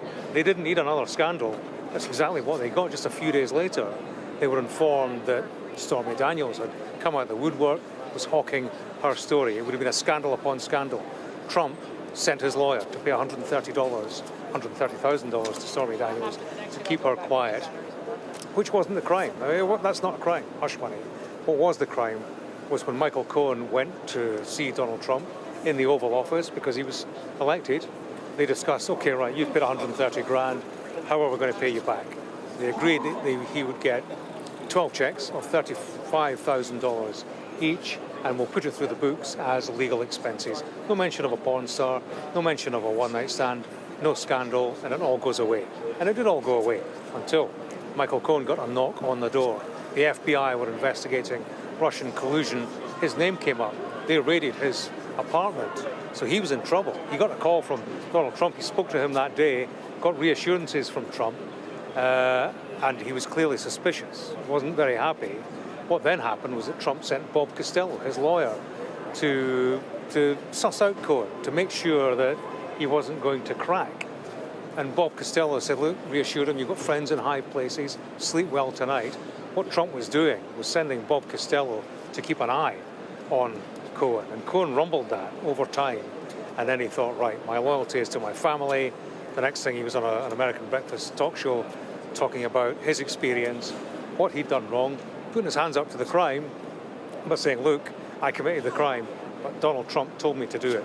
So Cohen was convicted, he went to jail, and has dedicated his life largely to bringing Donald Trump to where he is today. Accountability, he said. That's the important thing. So Cohen's been all over the media targeting Donald Trump. Trump calls him a rat. There's been a lot of aggro toing and froing between the two of them.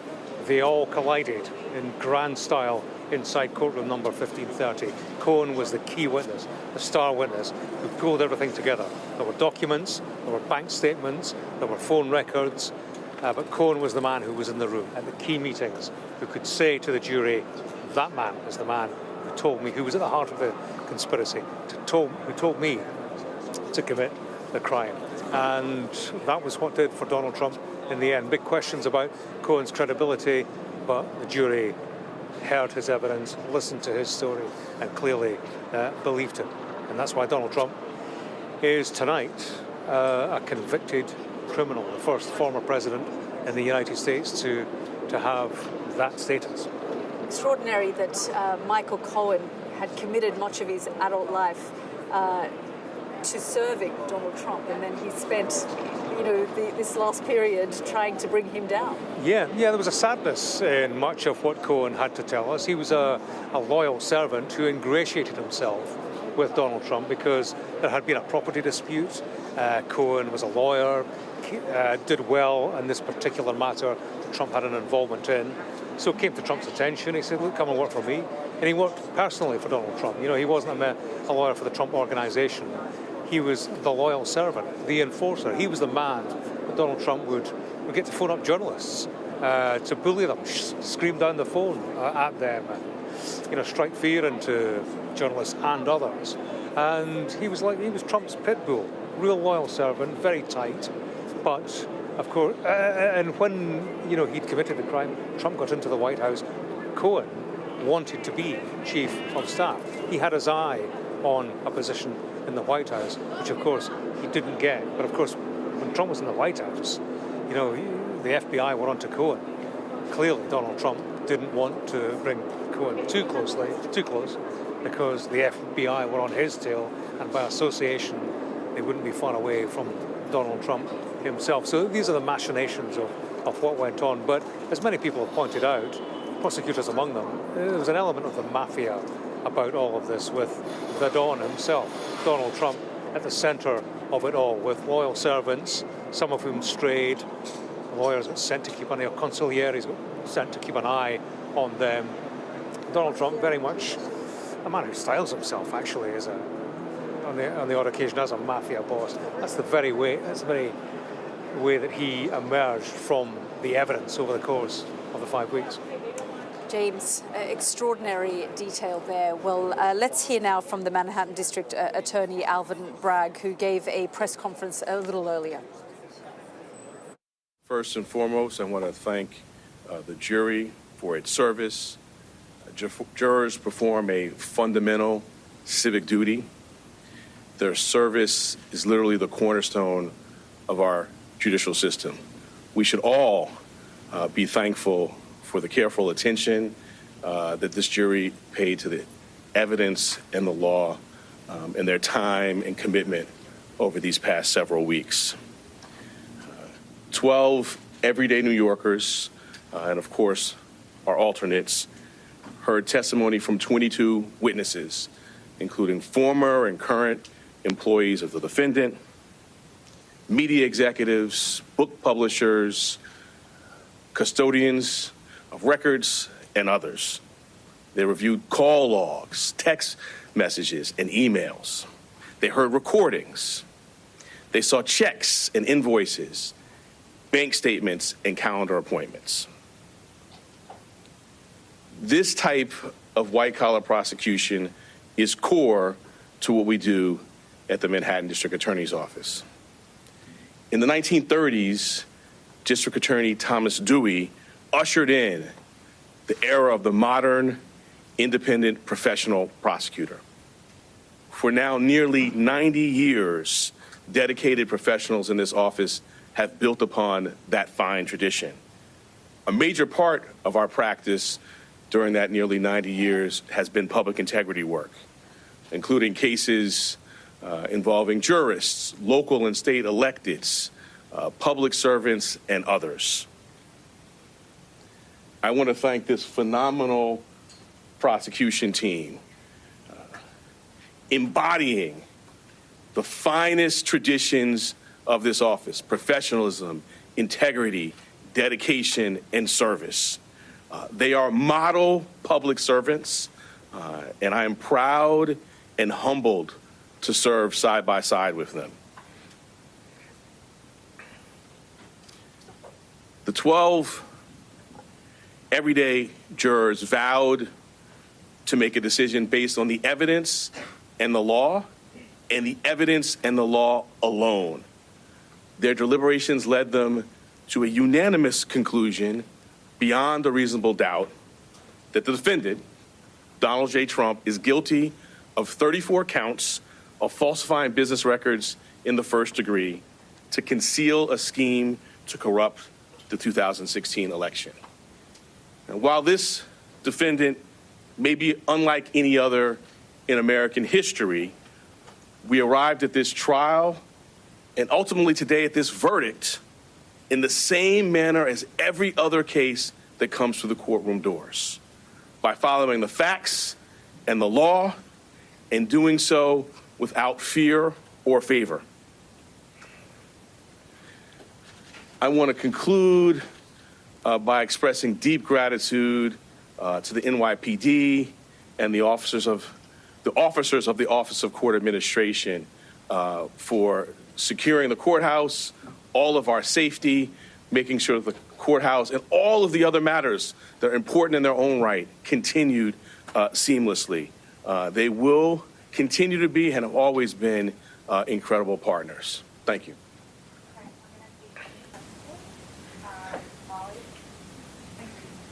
And do you plan to request a prison sentence for this conviction? And do you think that Donald Trump's multiple violations of the gag order that was in place should factor into that request at all? The judge scheduled a sentencing for July 11th. We will speak in court in that time. He also set a motion schedule. We will speak in our court filings as we've done throughout this proceeding. Donald Trump has repeatedly targeted you personally and members of your prosecution team. Do you have a response to the former president after this trial is concluded? I do not. In February, you decided not to bring a case against Donald Trump. You criticized then. You criticized when you indicted him in March 2023. You criticized when people really started to understand that case. How do you think of all that now, seeing the results of that? Can you kind of put that in context with your personal history? I did my job. Our job is to follow the facts and the law without fear or favor. And that's exactly what we did here. And what I feel is just gratitude to work alongside phenomenal public servants who do that each and every day in matters that you all write about and make the press, and in lots of matters that you don't. I did my job. We did our job. Many voices out there. The only voice that matters is the voice of the jury, and the jury has spoken. Could I ask Mr. Steinglass, many people said the prosecution was masterful and flawless. Just want to know how you feel at this moment. Sorry. I'll let you go ahead. How do you feel? Mr. Steinglass, I think some of you probably saw him speak for a little bit the other day. So he's done his job, as has this team. And he just told me, tell him how I feel. I think you said that. I will just say enormous gratitude. You know, our system, I talk about the jurors at the beginning of my remarks, we have a phenomenal system. 12 everyday New Yorkers, they listen to the judge's directions, they follow the evidence. You saw them in court every day. That there's no bar in place. Attentive. And so I feel deep gratitude to work alongside them, to be a part of this system. And I just want to echo that this is what we're doing every single day. I mean, during this trial, just this week, right, a ghost gun indictment, Grimaldi's wage theft plea resolution, sex crimes, convictions, all sorts of work that's being done by phenomenal public servants. So we're before you today on this obviously consequential matter, but this is what we do every day. We follow the facts and the law without fear or favor. If a jail sentence is in the cards, it is likely that Trump and his attorneys would seek a stay on enforcement of that sentence pending appeal. If that were the scenario, would your office object to staying the sentence? I'm going to let our words in court speak for themselves when we get to the sentencing matter. I'm not going to address hypotheticals. They raise arguments, we'll respond. And I think your question really underscores an important point. This is an active, ongoing matter, right? We have other phases of this going ahead. We will continue to do our speaking about this matter, about issues like that in court. All right, last one. From day one, kind of the viability of this case has been questioned in all sorts of media outlets, all over the place, including from the defendant himself. Can you respond to any of that, how you feel now that you've gotten the conviction? So my response, again, is I did my job. And I think particularly I talked about the history of the office. My personal history, I started as a prosecutor in 2003 in the Public Integrity Unit in the New York State Attorney General's office. I served also in the Public Integrity Unit in the Southern District of New York. These are kind of cases I've done personally, and it's a hallmark of the tradition of this office that I'm proud to lead. And I don't want to go into the whole body of litigation, but we now have a federal court decision ruling on the legal theories. We had a state court decision on the omnibus motions. But most importantly, today we have the most important voice of all, and that's the voice of the jurors. They have spoken. Donald J. Trump has been convicted of 34 counts of falsifying business records. That was the Manhattan District Attorney Alvin Bragg speaking about the significance of the verdict at a press conference a little bit earlier. Well, let's bring in my next guest who joins us from New York, and Randy Zellen, who's a criminal defense attorney. Thank you so much, Randy, for joining us here on the program. First of all, did this verdict come to you as a surprise? Few things have surprised me more. I have been, some people would say, yelling, bellowing, whatever the case may be. I have been very vocal in my thought that this was going to be a long jury deliberation that was going to wind up with a hung jury. I could not have been more wrong. I could not have been further from what the outcome was.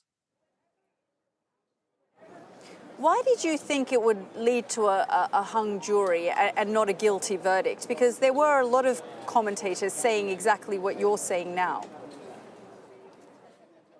First, I felt, regardless of the law and regardless of the facts, that there would be at least one juror, one,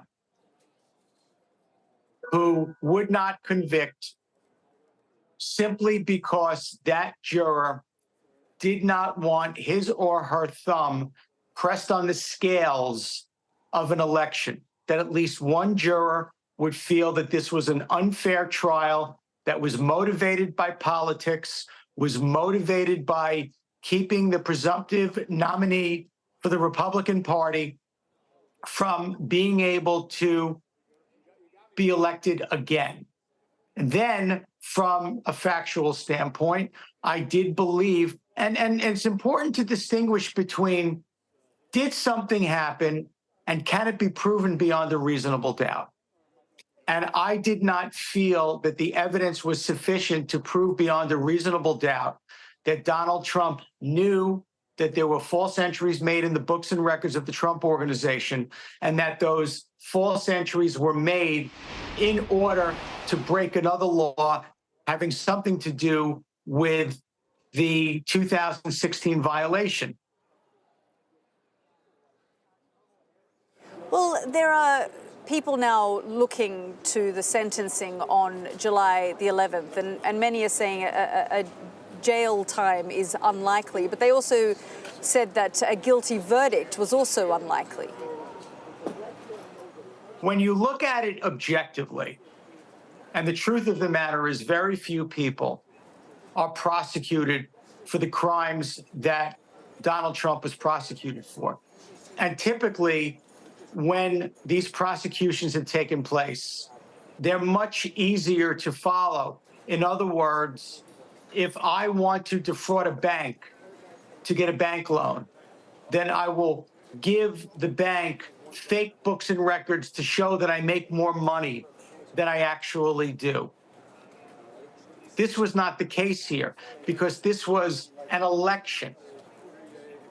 When you have someone with no prior criminal record, you have a case where this really was a victimless crime, unless you want to argue that the entire country was victimized by this case, and I think that that is a stretch.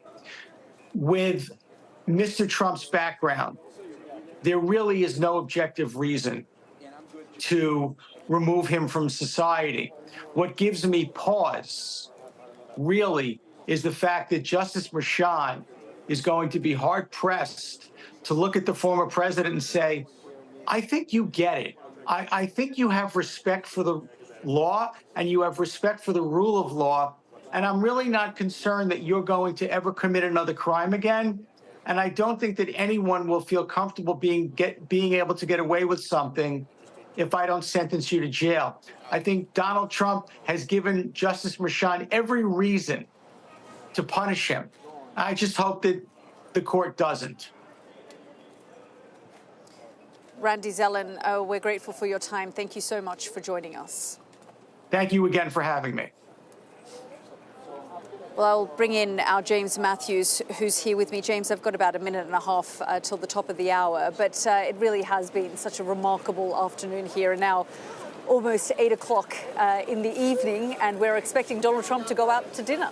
Yeah, Donald Trump, not a man to hide, certainly not hiding tonight. He will be selling his case, selling himself, not necessarily as a man, a former president, justifiably convicted of a felony, but as an individual who has been framed by the system, who is a victim of a political witch hunt, a weaponized justice system. We have heard that from him before, after he's had dinner tonight, enjoyed the luxury of the Trump Tower penthouse tonight after 5 hard weeks in a freezing cold courtroom.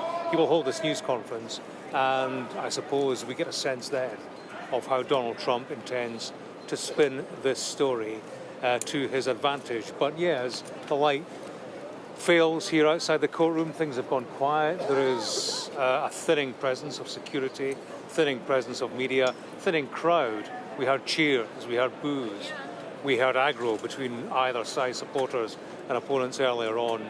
The show is over for now. It will return here on the 11th of July when Donald Trump is due to be sentenced, Yalda. But I suppose now, given that he's not going to jail, probably probation, certainly at the lesser end of the sentencing, the question now turns to, how does it play into the politics of all of that? And we'll get a sense tomorrow morning of how Donald Trump thinks this will play into the politics of his future and the future of this country.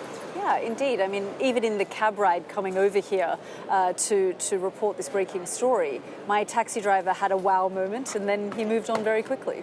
Yeah, well, that's Donald Trump, isn't it? I mean, he is the history man for whom history operates on so many levels, some much lower than others. And I suppose you have to conclude it doesn't get any lower than this for a man who used to occupy the Oval Office, has occupied a criminal court building for the past 5 weeks, listening to excruciating detail that thrust him at the heart of a very grubby tale, a one-night stand with a porn star whilst he was married, and laid bare just excruciating detail that no individual would want exposed to the public glare, and that's why he ended up where he is, because he tried to bury a story that he didn't want told at a critical time when he was running for the presidency.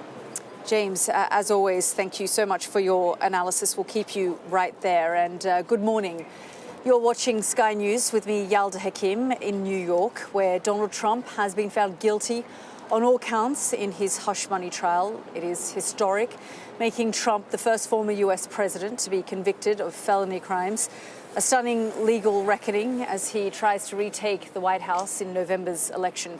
Here's what he said outside court after the verdict was handed down. Have a listen. This was a disgrace. This was a rigged trial by a conflicted judge who was corrupt. It's a rigged trial, a disgrace. They wouldn't give us a venue change. We were at 5% or 6% in this district, in this area. This was a rigged, disgraceful trial. The real verdict is going to be November 5th by the people. And they know what happened here, and everybody knows what happened here.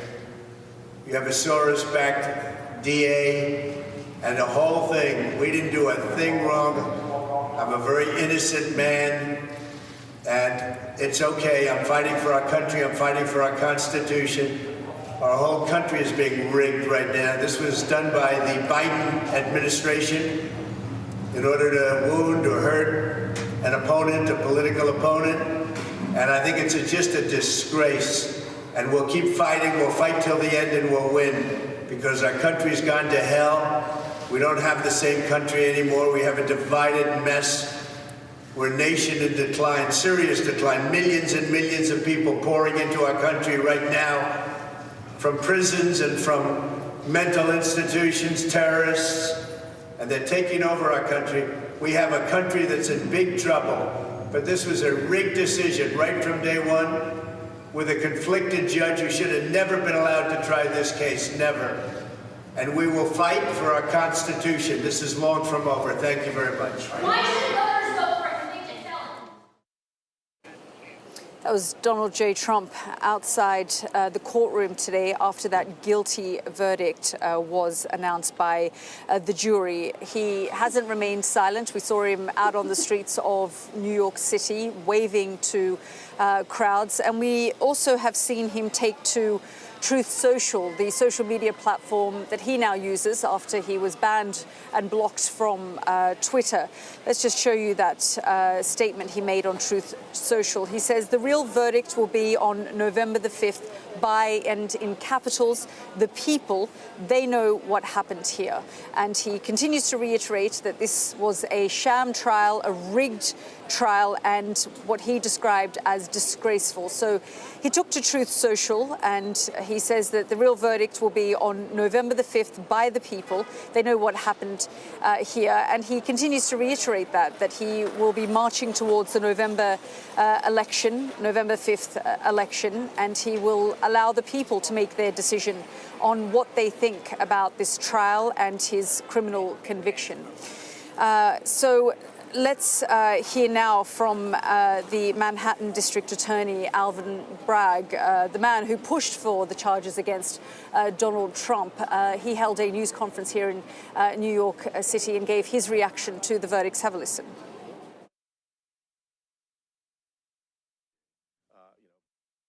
A federal court decision ruling on the legal theories. We had a state court decision on the omnibus motions. But most importantly, today we have the most important voice of all, and that's the jurors. They have spoken. Donald J. Trump has been convicted of 34 counts of falsifying business records.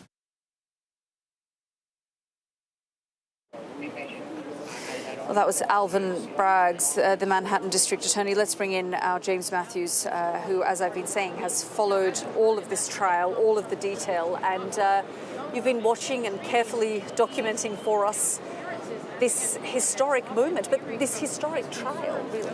Historic trial indeed, yeah, over the course of 5 weeks. Interestingly, Donald Trump posting on Truth Social his comments there, you know, the people will know the real truth, accompanying a video of Alvin Bragg during his news conference. The two men very much old foes. That's certainly the way that Donald Trump saw it. He has vociferously attacked Alvin Bragg over the course of many months, calling him a psychopath, saying he was politically motivated. Expect to hear much more of that from Donald Trump, who points to Alvin Bragg, who is a Democrat, who has stood up tonight and said, look, this was all about the law and a professional team of integrity following the proper course and following the law towards this guilty verdict. Trump clearly is having none of that. We will hear more, I assume, of his criticisms tomorrow, but he's been all about the political witch hunt, the weaponization of the justice system. But at the heart of this is a conviction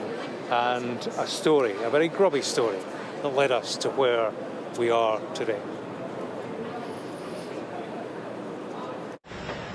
And so the day arrived. For Donald Trump, a criminal's commute, this time to Road's End. A court, a jury, and now its verdict. I just want to say that this is a very sad day for America. The whole world is watching, and it's a very sad day for New York. I've gone through 2 of these trials already. It's with the same kind of a judge. It's all worked. It's all rigged. The whole thing, the whole system is rigged. There are few stories left untold in New York, but this city, this country, hasn't heard this one before. Yesterday, presidents have come and gone, but never to a criminal court, never as the accused, now convicted. They were filming around the corner from court as the case came to a close. The series, The Godfather of Harlem. The courtroom drama around the block featured a different dawn. The picture here for President of the United States was of a president. Hi, everyone. The porn star. And he is a cheat. And the president's man gone rogue. Yeah, that's it, with the gold. The crime went back to the Trump presidential campaign in 2016. The backdrop was this: the candidate caught on mic. It's like a magnet. Talking in lewd terms about grabbing women. And when you're a star, they let you do it. You can do anything. Whatever you want. Grab them by the You can do anything. Like a little hug, Okay, darling. absolutely. It was a scandal that threatened to upend Trump's presidential campaign. This was locker room talk. As he played it down, another scandal was brewing. I am Stormy Daniels, adult film star, mom, idiot who can't keep her mouth shut. Stormy Daniels, an adult film star, claimed she had a one-night stand with Donald Trump and was hawking her story. The defense team. You said yes. The crime was in what Donald Trump did next. We had still cameras in court for this historic trial. News from inside was relayed in a live text document, along with courtroom productions.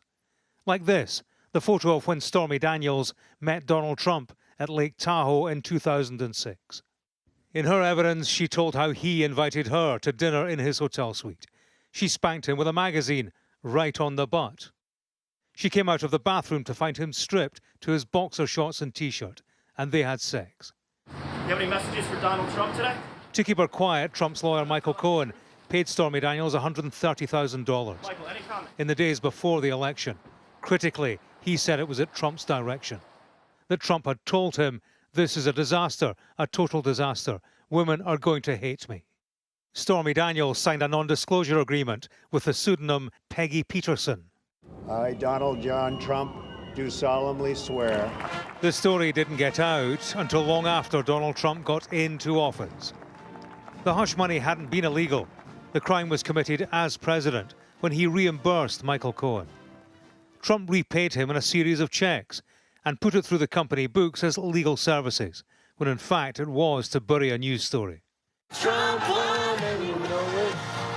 That was the falsification of business records with the intent to commit election fraud.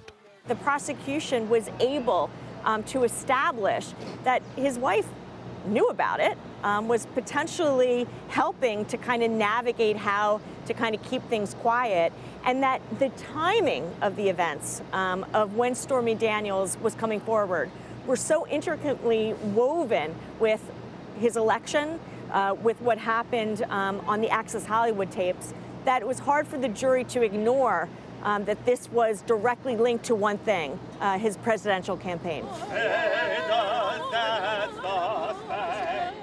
There were other characters in this story, givers and receivers in a broader hush money scheme.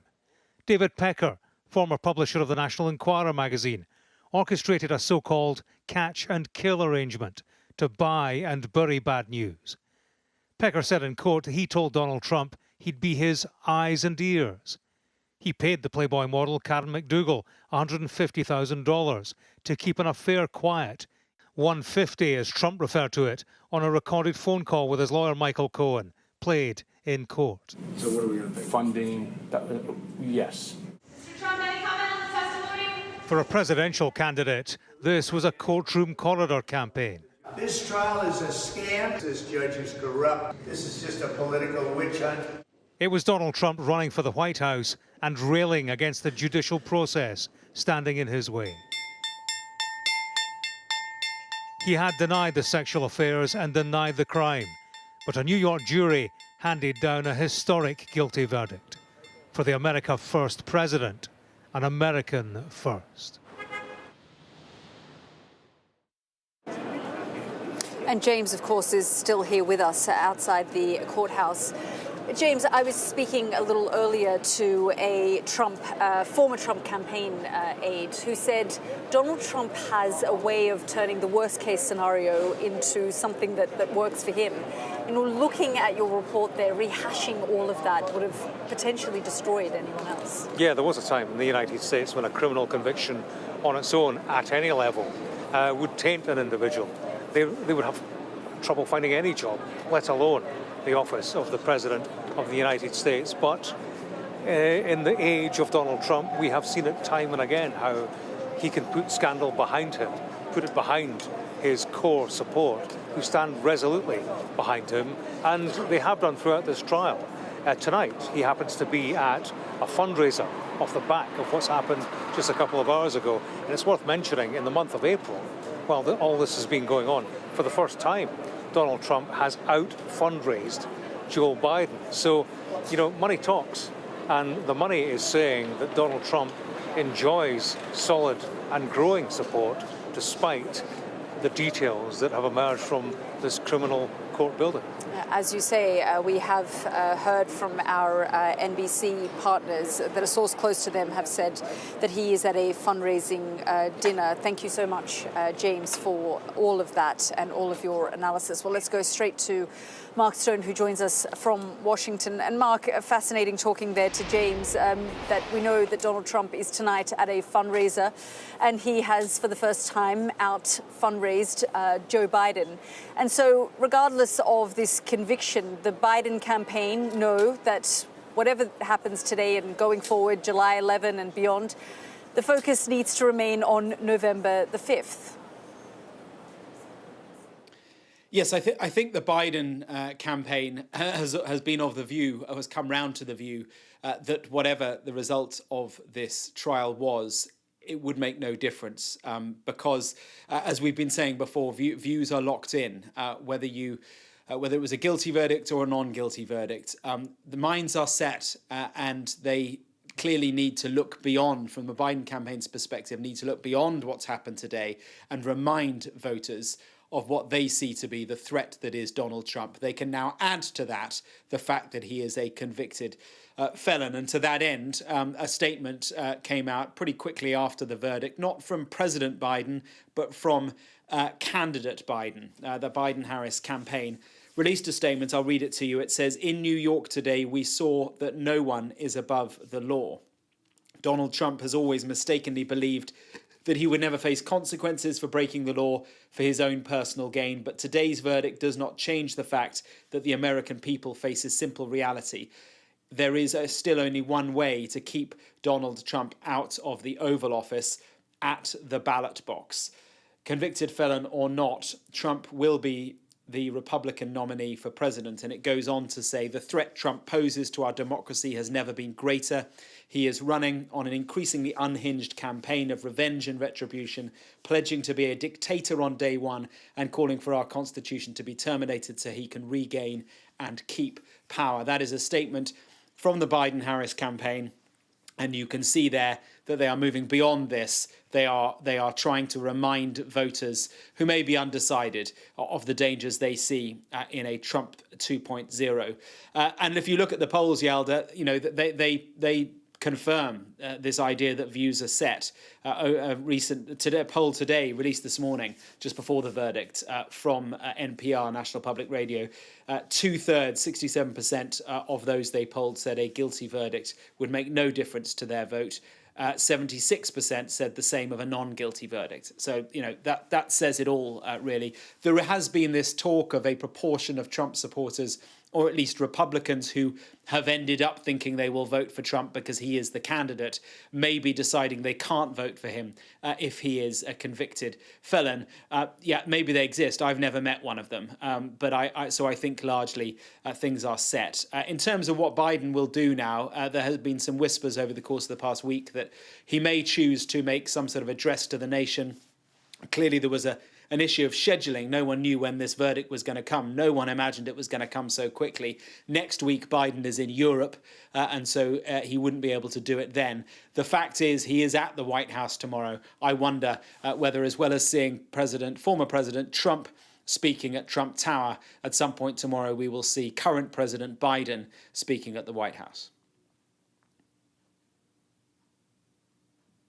We understand he's at a fundraising dinner this evening. He'll also do what Donald Trump does and does best. He will probably look to see who remains loyal to him from the GOP, who might come out and say we need to respect the decision of the court, and who continues to stand with him. Yeah, let's see. But I think that the GOP has made its voice pretty clear throughout the course of, let's remember, is not just one trial, but 4. The other 3, I don't think, will go to trial before the election. But Donald Trump owns the Republican Party now. He has increasingly owned it ever since the midterms, which he didn't do very well in, but then since then has rebuilt his hold of the party. So I don't see any real sense that suddenly, because of this guilty verdict, his appeal within the party itself will begin to fall away. That's just not going to happen, I don't think. So he will, just a few days after he is sentenced, unless he goes to jail, and that is unlikely, he will be in Milwaukee for the Republican Party convention, where he will be crowned as a convicted felon, the Republican Party candidate for the presidential election in November. Yeah, extraordinary moment. Mark, thank you so much for updating us and giving us your analysis there. Well, let's hear now from Niall Stanage, who is a White House columnist at The Hill. He joins me now live. Thank you very much, Niall, for joining us. We're just talking there to our correspondent, Mark Stone, who explained and talked about something that we've known for some time, the fact that the Republican Party, regardless of this guilty verdict, have made their position clear that they will stand with and by Donald Trump. Yes, I think they have made that very clear. And it's not only the fact that they will stand with the former president, it's the fact that they will, by and large, endorse his narrative of this conviction. They will, I think, generally speaking, back up the idea that he has been unjustly convicted here, that this prosecution has been politically motivated. Now, that is not my view, and it's not, in my view, supported by the facts, but it is a narrative that gets very wide credence within the circle of Republican elected officials, for sure. Yeah, I mean, we understand he's at a fundraising dinner tonight, and we also have heard that he has, for the first time, raised more funds than Joe Biden. This is despite the conviction that we heard today. Yes, in some ways, I don't find that all that surprising, because, of course, the nature of donors to political campaigns is that they are the most enthusiastic backer of a given candidate. So we would expect the MAGA battalions who support the former president to be very, very revved up by this verdict and to ramp up their support. But that, in a way, isn't the question. The question is, does this verdict lose him some soft Republicans, whatever small sliver of American opinion remains in the center ground? What do the kind of people, for example, who voted for Nikki Haley in the Republican primary make of this verdict? I think the issue is less either the MAGA people or the elected officials, and more those moderate or center-right Republican voters. Do they get dissuaded by this verdict? Yeah, and certainly what we've seen Donald Trump do over the course of the last 6 weeks is describe this as politically motivated, that it's been some kind of rigged system that is trying to bring him down and have turned on him. And so that's how he's managed to portray himself as some kind of victim. Yes, pretty much so. I mean, that is his whole view, not just of this case, but of each of the 4 cases against him. His argument is really that these prosecutions are intended to hobble his chances of winning back the White House in 2024. It is notable, I think, that this was widely regarded as the weakest prosecution case against him, and certainly the one that, though it dealt with very lurid matters, didn't deal with existential questions of democracy and democratic behavior in the way that the other cases do. So I think the fact that he was convicted here is significant. It seems like those other 3 cases probably won't come to trial before November's election. But as your correspondent noted, you now have the virtually certain nominee of one of America's 2 major parties who is a convicted felon. That is striking for obvious reasons in and of itself. Yeah, and the Biden campaign will no doubt use that as part of their campaigning to describe Donald Trump as a convicted criminal who was once the former president of the United States. And really, that's what they will focus on now, won't they? It's not about this guilty verdict. It's about getting to November the 5th and fighting this election to ensure that Donald Trump doesn't again return for another 4 years. Yes, that's right, because President Biden and the Democrats generally are trying to paint Trump not just as a danger in and of himself, but a danger to American democracy and someone who has pulled the Republican Party to the hard right. President Biden often makes reference to what he terms extreme MAGA Republicans. The whole point of that term is to paint the GOP as enthralled to Trump and say that Trump is just unacceptable as a potential future president as well as a former president. Now, it's not only this conviction that will be marshaled in that case. Obviously, that case will lean on the events of January the 6th, 2021, and of all sorts of rhetoric that Trump uses about, for example, immigrants poisoning the blood of the United States. The big argument from Democrats is you can't elect Donald Trump president because he's not fit for the office. Whether that argument carries the day, we'll have to see, because at least up until today, former President Trump had been leading not only nationally, but in the key battleground states that will decide this election. Yeah, Nell, what I also think is quite fascinating, and of course this has got nothing to do with the Republican convention, but the fact that the sentencing, July 11th sentencing, is just 4 days before the convention itself. Yes, I mean, that itself is obviously startling, particularly if Mr. Trump were actually to be given a custodial sentence, if he were to be incarcerated.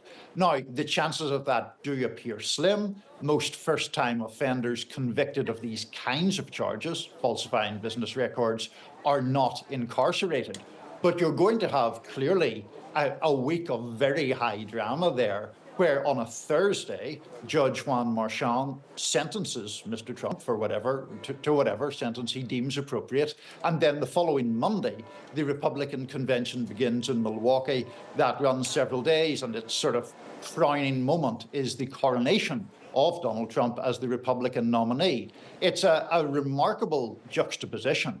It's hard to talk about really without taking refuge in the cliches that we so often use about Donald Trump's political career. The idea that, America is so often in uncharted waters. But I think it is true here. I mean, to have someone sentenced for a crime and the following week be nominated as the presidential nominee of the Republican Party is an extraordinary sort of split-screen image, particularly within such a short time frame. Indeed, it really, truly is. Niall Stanage, thank you so much for joining us here on the programme. Thank you. Well, as we've been reporting earlier, we heard from Alvin Bragg, the Manhattan District Attorney. He, of course, is the man who pushed for the charges against Donald Trump, and he held a news conference after the verdict here in New York. Have a listen. First and foremost, I want to thank the jury for its service. Jurors perform a fundamental civic duty. Their service is literally the cornerstone of our judicial system. We should all be thankful for the careful attention that this jury paid to the evidence and the law and their time and commitment over these past several weeks. 12 everyday New Yorkers, and of course, our alternates, heard testimony from 22 witnesses, including former and current employees of the defendant, media executives, book publishers, custodians of records, and others. They reviewed call logs, text messages, and emails. They heard recordings. They saw checks and invoices, bank statements, and calendar appointments. This type of white-collar prosecution is core to what we do at the Manhattan District Attorney's Office. In the 1930s, District Attorney Thomas Dewey ushered in the era of the modern, independent professional prosecutor. For now nearly 90 years, dedicated professionals in this office have built upon that fine tradition. A major part of our practice during that nearly 90 years has been public integrity work, including cases involving jurists, local and state electeds, public servants, and others. I want to thank this phenomenal prosecution team, embodying the finest traditions of this office: professionalism, integrity, dedication, and service. They are model public servants, and I am proud and humbled to serve side by side with them. The 12 everyday jurors vowed to make a decision based on the evidence and the law, and the evidence and the law alone. Their deliberations led them to a unanimous conclusion beyond a reasonable doubt that the defendant, Donald J. Trump, is guilty of 34 counts of falsifying business records in the first degree to conceal a scheme to corrupt the 2016 election. And while this defendant may be unlike any other in American history, we arrived at this trial and ultimately today at this verdict in the same manner as every other case that comes through the courtroom doors, by following the facts and the law and doing so without fear or favor. I want to conclude by expressing deep gratitude to the NYPD and the officers of the Office of Court Administration for securing the courthouse, all of our safety, making sure that the courthouse and all of the other matters that are important in their own right continued seamlessly. They will continue to be and have always been incredible partners. Thank you. That was Alvin Bragg, the District Attorney of Manhattan, speaking a little earlier at that press conference, and really saying the jury has spoken, and the jury did speak, and they did put out that verdict saying that convicting Donald Trump on all 34 counts of falsifying business records in that historic criminal trial in New York. And of course, as we've been reporting this evening, it is the first time a former or serving US president has been convicted of a crime. So we will potentially go to the November 5th election with a convicted criminal as the Republican Party's presidential nominee. What an extraordinary evening it's been when this verdict suddenly came out and we understood and learnt that Donald Trump had been convicted of all 34 counts after 6 weeks of this trial where we've heard extraordinary and remarkable testimony from Stormy Daniels and the star witness Michael Cohen, who spoke in such detail about what he was asked to do by Donald Trump. And Donald Trump's emotions up and down throughout the last 6 weeks, addressing the media for 10 minutes at the beginning of the day and 10 minutes at the end, saying it was a sham, a rigged trial, saying it was disgraceful. And this afternoon, he said he would fight on. We've seen him come out onto the streets of New York. He was once the media mogul and the real estate mogul of New York City. Trump Tower, just about half an hour's drive from here in Lower Manhattan, and now he has left this court, was at Trump Towers earlier in the day, and we now understand is at a fundraising dinner. So this is a defiant Donald Trump, not hiding away, coming out, and we understand he'll also be giving a press conference tomorrow at 11 a.m. Eastern Standard Time. So here, 11 a.m. in New York City, we'll be hearing from Donald Trump from the atrium of Trump Towers, which of course in itself is symbolic because in 2015 we saw him come down those escalators and declare himself the Republican Party presidential nominee. And today he will come out again tomorrow at 11 a.m. and talk to the American people and the world as a convicted criminal. We will be following all the twists and turns of this conviction and Donald Trump's words, as well as how the American public and people will react. But for now, back to you in London, Vanessa. Yalda in New York, thank you. Good morning. You're watching Sky News. And the former US President Donald Trump has been found guilty on all counts in his hush money trial. It is historic, making Trump the first former US president to be convicted of felony crimes, a stunning legal reckoning as he tries to retake the White House in November's election. Now, the jury found that Trump falsified business records to cover up a payment to silence the porn actor Stormy Daniels before the 2016 election. The judge set sentencing for the 11th of July, 3 days before the start of the Republican National Convention, which is expected to formally nominate Trump as the party's presidential nominee. He faces a maximum sentence of 4 years in prison, though others convicted of that crime often receive shorter sentences, fines or probation. Well, Donald Trump continues to deny any wrongdoing and has vowed to appeal. And here's what he said outside court after the verdict was handed down. This was a disgrace. This was a rigged trial by a conflicted judge who was corrupt. It's a rigged trial, a disgrace.